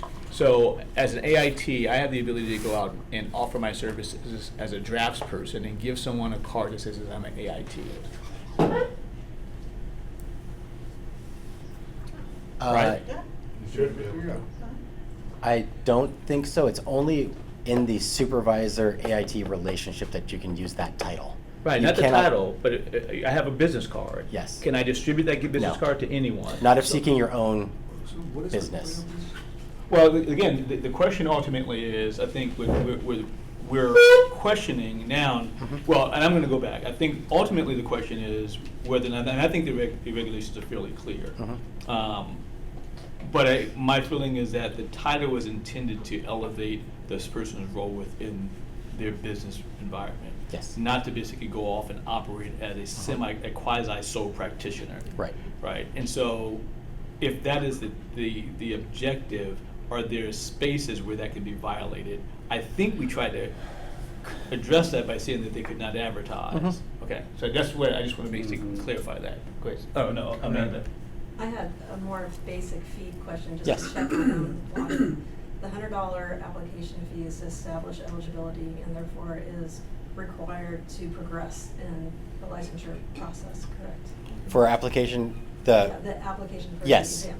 But application for the training is elective, so even if Yes. it is a barrier, it isn't actually stop a Correct. progression. and This that's is not a required title. Part of the thing, okay, so it's not a barrier, I just wanted to check. Yep. Sonny? Sonny? I have a few questions. $100 for 4 years. Yes. How much is the renewal fee for architects now? 400? Every 2 years? Yes. Okay, so is the legislation every 4 years, and do we have the ability to regulate that as an every 2-year situation? I'm just thinking from income here and fiduciary responsibility to for I the think it's set. economic welfare of this board. So we can only charge a fee, I believe, on the initial There's no renewal of it. application. So are There's you no. talking about whether it's valid for 2 years instead of 4 So there's years? no, but there's a renewal at 4 years for another 4 years, correct? Yes. Correct. And They can we can. charge another Yes. $100 at that time? Yes. So it's a 4-year renewal, not a 2-year. Correct. And we can't change that. No. Okay, so I also think that should be taken into account when we think about the fee for the application, because it's a 4-year application, not a 2-year application, just comparing it to what we're here doing. And then also, like, we're protecting the consumers from architects. There's a double-edged sword here. We also need to protect the architect from the architect in training. And so we require fingerprinting and background checks for architects, but we're not requiring background checks for an architect in training. So it's, we weren't involved in this. This is the second time this has sort of come up. There's all these problems. We're the ones that sort of implement it, and we sort of tangentially are sort of noted of the legislation, but it's really frustrating, you guys. And I realize we probably aren't the most, agile organization body when it comes to communicating about legislature, but this is my least favorite part of being on the board of architects in California is this kind of conversation.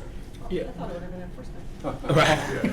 So we do oftentimes finding ourselves chasing the tail. So we don't have authority to do the fingerprinting Exactly. at the time of AIT. Right. Candidates can have fingerprinting done by that time, but it's not. Yeah. I will say, You may see what. in defense of AA California, because they were great about working with us on this. They It's were. a lot of what ended up in this was really outside of our control and their Theirs, control, and yes. that it was what the legislative committee wanted to put in place. I think like the supervisor relationship has a good intention. It's certainly going to make it more difficult and cumbersome on all ends. I'd rather lower the application fee later. I'm not one for adding barriers, but there's so much unknown here. I'd either almost rather it be 0 or a lot more. The $100 just seems arbitrary. Okay, so let's, I'm gonna come, so let me come to Fuad. Go ahead, Fuad. So I'm comparing this to the EIT and the PE. Yep. The engineer in training, which is a must before somebody gets their PE. And if somebody has the EIT, then they only need 2 years of experience instead of 4 years or 6 years, instead of 4 years to get to the, apply to the PE, professional engineer. Would this become like the first stage for a licensed architect to pass before they? No. No. This is not. This is an independent. Capital ego is what this is. It's independent. Okay. Of course, those who have AIT will not be authorized to sign plans. No. Correct. There's no authority. Only Yeah. the licensed architect can do that. Correct. I think it's a good program to encourage people to start with that path. Most people, if they have it, they'll always be thinking, when am I gonna get my, licensed architect, or license as an architect.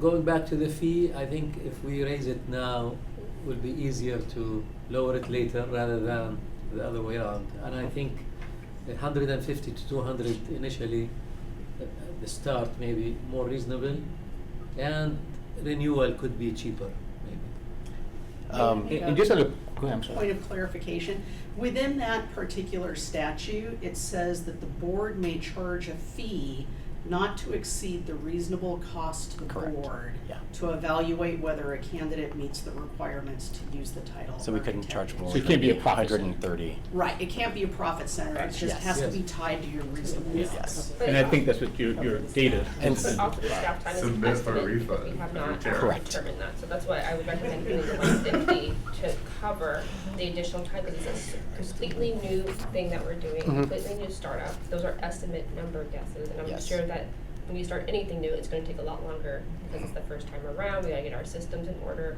and by the time we're able to increase that fee in 4 years, inflation, everything costs more. So just as a We point couldn't of set it higher clarification. than 130, 131, because that's what our, yes, that's what our estimate is at this time. So if the board wanted to do 131 or 130, we could do that. Okay, so As the higher. But that's an estimate, right? Yeah, what if You we don't did- know the That's- actual.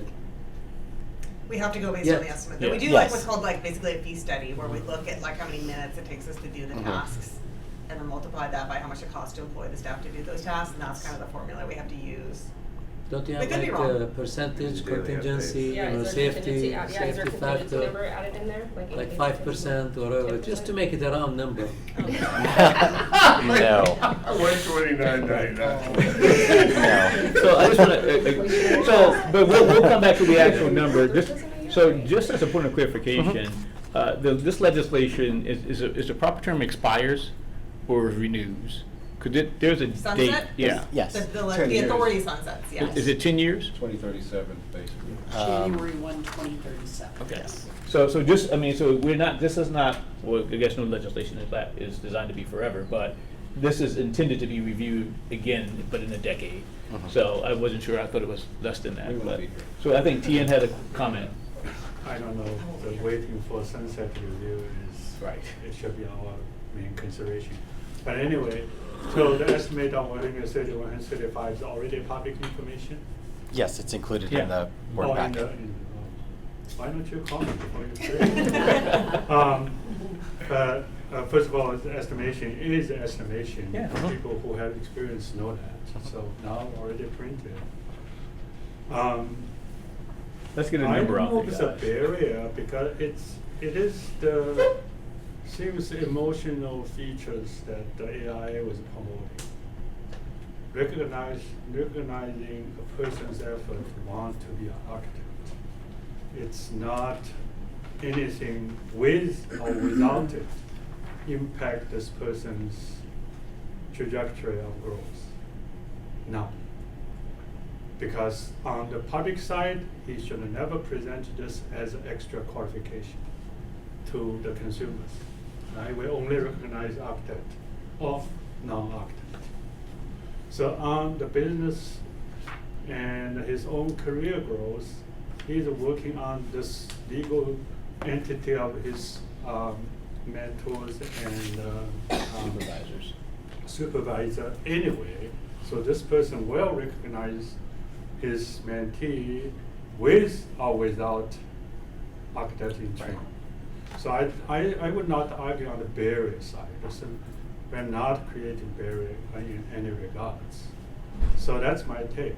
But since you already published without talking to just You didn't call him. we need to solve that technical problem. Okay, okay, so guys, again, I'm mindful, Leonard, we'll come to Leonard. I have a question. I got you. So I just want to be mindful, again, my goal here is to recognize those folks who need to be on flights. So, so I think we're going in circles around the fee itself. So I won't want us to land on a number that we can now discuss that number as opposed to talking about around the fee. Leonard, please. All I want to tell you is that nowhere in this thing does it say that an AIT can't advertise it. I But don't they know changed where- that. That was initially, wasn't it? I don't see that either. It says. No, I understand. Okay. So I'm just saying, that was in the initial language. Is that didn't remove? It doesn't allow them to use it to independently offer services outside of their work relationship. But you can put it on your LinkedIn. Yeah. Or your business card. Because Okay. specifically, number one. Number two, So if architects are paying, I don't understand what the problem is with us trying out $100 and seeing how where it lands and going from that. We can always reassess it later. Essentially, we're talking about a student fee. That's what we're talking about. And we have historically everybody gives discounts to students. And for us to now say, well, it's 100, I don't get it. Okay. Well, just on the fee issue, just one other thought might be, and Ms. Sargent might disagree, but the statute says you may use the title for no more than 4 years. Yes. We could actually do 2 years if we wanted to, No and more. therefore get the bugs out of the system and see how it works, and that would minimize the income loss risk at that point. So that's just one idea of handling this fee I would support question that if that's separately. possible. The statute allows for re-upping it for another 4 years. Yes. Right. Well, up to, yeah. Up to another 4 years. Yeah, so, And that's the reg, actually, not the statute that says that. It just says no more than 4 years. But no I more than appreciate 4, I his agree, point of means you view, can though, do 2 because years. it's less Can angry I than just mine. responding to? To who? Go ahead, doesn't matter. A quick one. So they are not generally students. They're mostly not students, so you know. It could be. Could be. No, I said I'm likening it, because Oh, you're calling him in training. By definition, in training is not. Right? Any other questions or comments? Otherwise, there is a proposed language for a motion, so are we open, I'm sorry, then I want to basically go comment. to public comment. Yeah. I'm sorry. Okay, so, this discussion, I think, and maybe Josh can help us, you know, quantify it more, but I think this conversation about AIT, I've heard it many, many years, and many times, probably in many jurisdictions.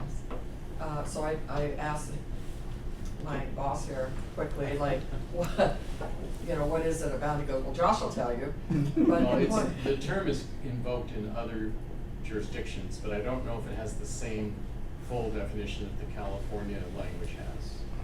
Okay, But but. Josh may be able to tell us which jurisdictions do it. I know Yeah, I don't know Louisiana off the has top of my head, something, but- and there, So I think, at least 3 have architect and training. There's 27 that have a title for people in that career phase. And what is that title? Most of them use either intern architect or architectural intern, which both on the national level, they want to move away from interns. Right. Well, that's part of the conversation, was that interns were, especially for people who've been trying to be architects for a really long time, and they're like kind of long in the tooth, and they don't want to be called interns anymore or something. But I think if I were long in the tooth and not licensed, I wouldn't want to be an architect in training either. You know, it's a term that implies that you're sort of in a transitional state. But anyway, that wasn't my question. My question was simply this. It's actually not a question, it's almost a statement. You know, as California goes, so goes others. We tend to sort of do things and then other people go, either we hate it or we follow it. And so, I'm just curious, have we thought about that? It is a term that, because it's been tossed around so much previously, and it finally looks like it's gonna turn into something here in California. It has. It has. It's law. It already, It's law. so you're just discussing the fee, okay? Technically, that's all we can talk about.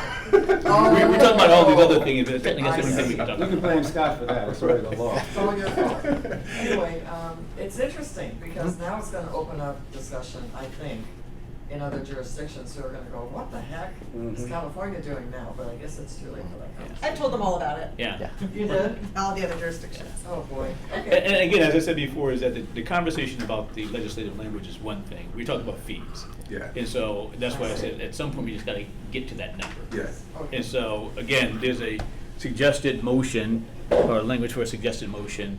Either we read that as written, or we basically read it with the understanding that we wanna look at that number, the proposed $100 number. And the motion has $100 in it, or just Yes. says to support the reg that has Yeah, $100? yeah. And you can modify, and the motion can Yeah. be modified to. No, the motion is suggestion, right? We actually make a motion. Right, that's what I said, it's a suggested motion. And either we read this as suggested, or we modify this with modified language.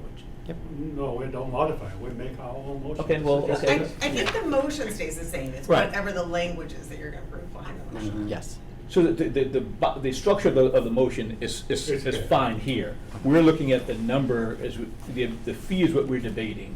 So I'm just suggesting let's land on that fee, and if it's different from The the $100. recommended language of the legislation, then we basically add that language to the motion. So it sounds like you have two things that were discussed. So it's that number, and whether or not that's 100 or 131 to cover staff cost. But also mentioned was the up to 4 years, so could we? Robert, could you So- draft that? Could Robert draft what he suggested? Would that be The possible? the background for the 4 years is because of the time it takes to complete the examinations. Okay. And the law only allows for one renewal Right. of the AAT title. So if you make it a 2-year and then another 2-year, that is only 4 Okay, that makes years. sense. Yeah. I get it. Okay. So what do you think, sir? You're the boss. What number do you like? Okay. Again, I'm fine with I would prefer the 130 number personally, would be my suggestion. TM? Can I make a motion? Please. So I make a motion to not even refer to your draft, that having a biannual fee of $137, I calculated, or some kind of number, not motion yet, tell the reasoning is, I hope your estimate does not include escalation of living costs. Don't say yes. So now I can 1.4, multiply 1.04 twice, it still match your number. So will be $145 also. So this is based off of the set staff salaries, which are not Okay, necessarily. 3%. There's a cost of living increase. Cost of living. But The not staff is for- not gonna get cost of living. Correct. That's negotiated every several years. Okay, so you defeated me twice. I withdraw my motion. I'll make a motion. I would, Go ahead. I would just suggest, I understand there's a discussion of 2-year versus 4-year. We did discuss it at the staff level too, like, then it is more work to do them every 2 years and. That number goes up. That's true. Yeah. So we can charge more for you. So I'd move that be 125. Okay. Second. There's a motion and a second. Why lower than with the Why estimate? not 130? Because we're Why- beating why down. lower than Staff estimate? Random number, just a random number. Okay, well then vote no if you don't like it, but we gotta move on.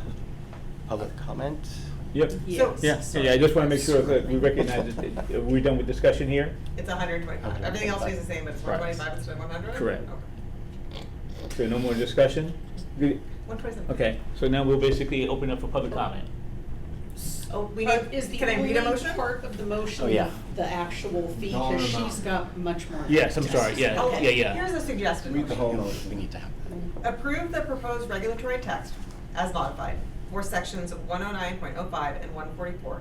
Direct staff to submit the text to the Director of the Department of Consumer Affairs and the Business Consumer Services and Housing Agency for review, and if no adverse comments are received, authorize the executive officer to take all steps necessary to initiate the rulemaking process, to make any non-substantive changes to the package and set the matter for a hearing if requested. If the board does not receive any comments providing objections or adverse recommendations specifically directed at the proposed adoption or to the procedures followed by the board in proposing or adopting the action during the 45-day comment period, and no hearings were requested, then the board authorizes the executive officer to take all steps necessary to initiate the rulemaking process, make any technical or non-substantive changes to the package, and adopt the proposed regulations to section 109.05 and 144 as the notice.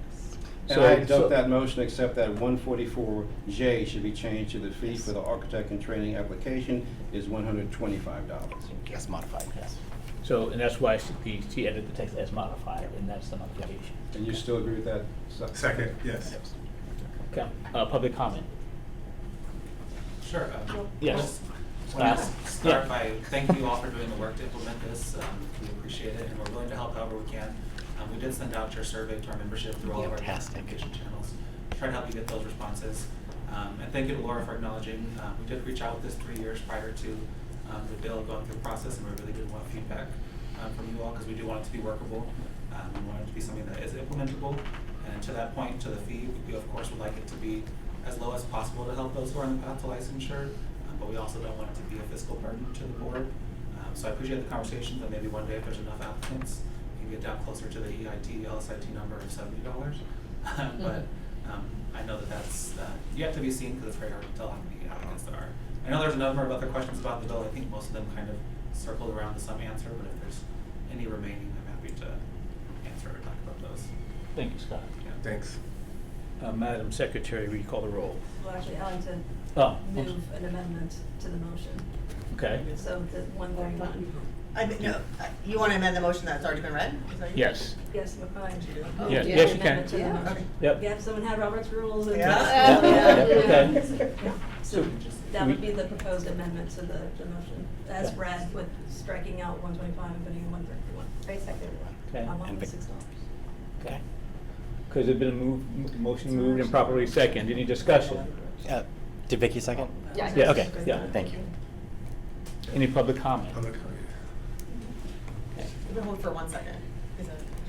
Yeah. She's not making a change in the motion, it's the language that. Well, I. It changes the thought motion. you had- Yeah, because your motion It's as was. modified, but that could. No, be- but he as added modified for the- 125. Yes. But that's not, the number isn't in the motion. Yeah, It is the but he said- text. Right, Is but that your in a text, couple but your different- motion, your final language will say 125 annually, is what the motion included. Okay, no. So it's a different Yeah. motion. So So you this- just want to read again. Yes, so it has to be, So again, now we are basically now voting on the amendment to the motion. Okay. Madam Secretary, roll call? Ron Jones. Yes. Someone second the. Yes, then, Yes. yeah. The one that Amanda. Yes. Ron Jones, Yes. Robert Furman, No. Victoria Brash, yes. Tian Feng, Yes, and another yes cover for Robert. Leonard Mnuchin, No. Kashika McKinney, Yes. Amanda Steinemeyer, Yes. Rod Spees, Yes. Sunny Ward. No. They're my numbers. 6-3. Motion carries? Yes, motion carries. So motion. Board members. Motion carries. You good? yes. Okay, so now we're going to vote on the initial motion, so with the modification. Madam, and you guys understand that, right? No. We're now voting, so all we've done now is approve the amended motion. Okay. Now you go back to the main motion with the modification of got it. $130. Okay. Ron Jones. This is a Robert Rules of Order thing. You're good, I do this all the time. Public comment before we. We vote do, on yes, the- you do. Well, I thought I did that already. No. Are there public comments? Seeing none. Madam Secretary? Ron Jones. Yes. Robert Pearman, Yes. Victoria Brash, yes. Tian Feng, Yes. Leonard Mnuchin, No. oh, sorry, no. Kashika McKinney, Yes. Amanda Steinemeyer, Yes. Rod Spees, Yes. Sunny Ward. Yes. Motion carries. Thank you, Tim, for your work. Okay, and I will get this going as soon as possible to meet the January 1 deadline. Yes, thank you, sir. Just so you know, we spent $6,000 to save $6. Yes. Yeah. It shouldn't cost us Okay. anything, we should not go through it, and we already Thank have, you. you know. Okay, so we now we just have two more agenda items. One is to review future meeting dates. So if you grab on page 115, is when you'll find, They are in your packet. LATC has the next meeting on May 8th. I don't know that we have a location as this We meeting. don't. Okay, so we'll give a board update and see if John's able to attend. The next board meeting is May 21st in Sacramento. And then our August 20th meeting location is to be determined. That'll be not in Sacramento. And then finally November 12th back in Sacramento. So Laura, why wouldn't our August 20th be back in Sacramento? Why couldn't Well, it be? it could be. Yeah. Well, we Great for generally staff, Southern but- California. Well, there's a college that I mentioned to Tim and Sarah. Oh, we could try to meet at a college instead Yeah. of at the GCA office, Yeah. yeah. We could. We need to meet in Southern California, so that's a that's Southern right. California requirement. So do we need to set a date so we have a date, we don't have a We have a location date. for LATC, so that's all we need then, right? Are we trying to find the date, so all the dates are established, we're just announcing them? Yep. Okay, any questions about the dates or concerns? Just, you can use the Sacramento dates to go to college, right? That's what we're thinking about, Yeah, so we can yes. pick one of those, Yeah, yeah. yeah. Okay. Hearing none, there's no action for that, so the board would now go into closed session for the balance of our meeting. That should take about 15 or 20 minutes. So we're hoping that those folks in NCARB will not completely leave us until they are properly advised, so. Well, we can take a bite You now, can that's take a okay. break and take a bite now. Okay, yeah, we can do that, so let's take a 5-minute break. Thank you. And then you're just done now, right?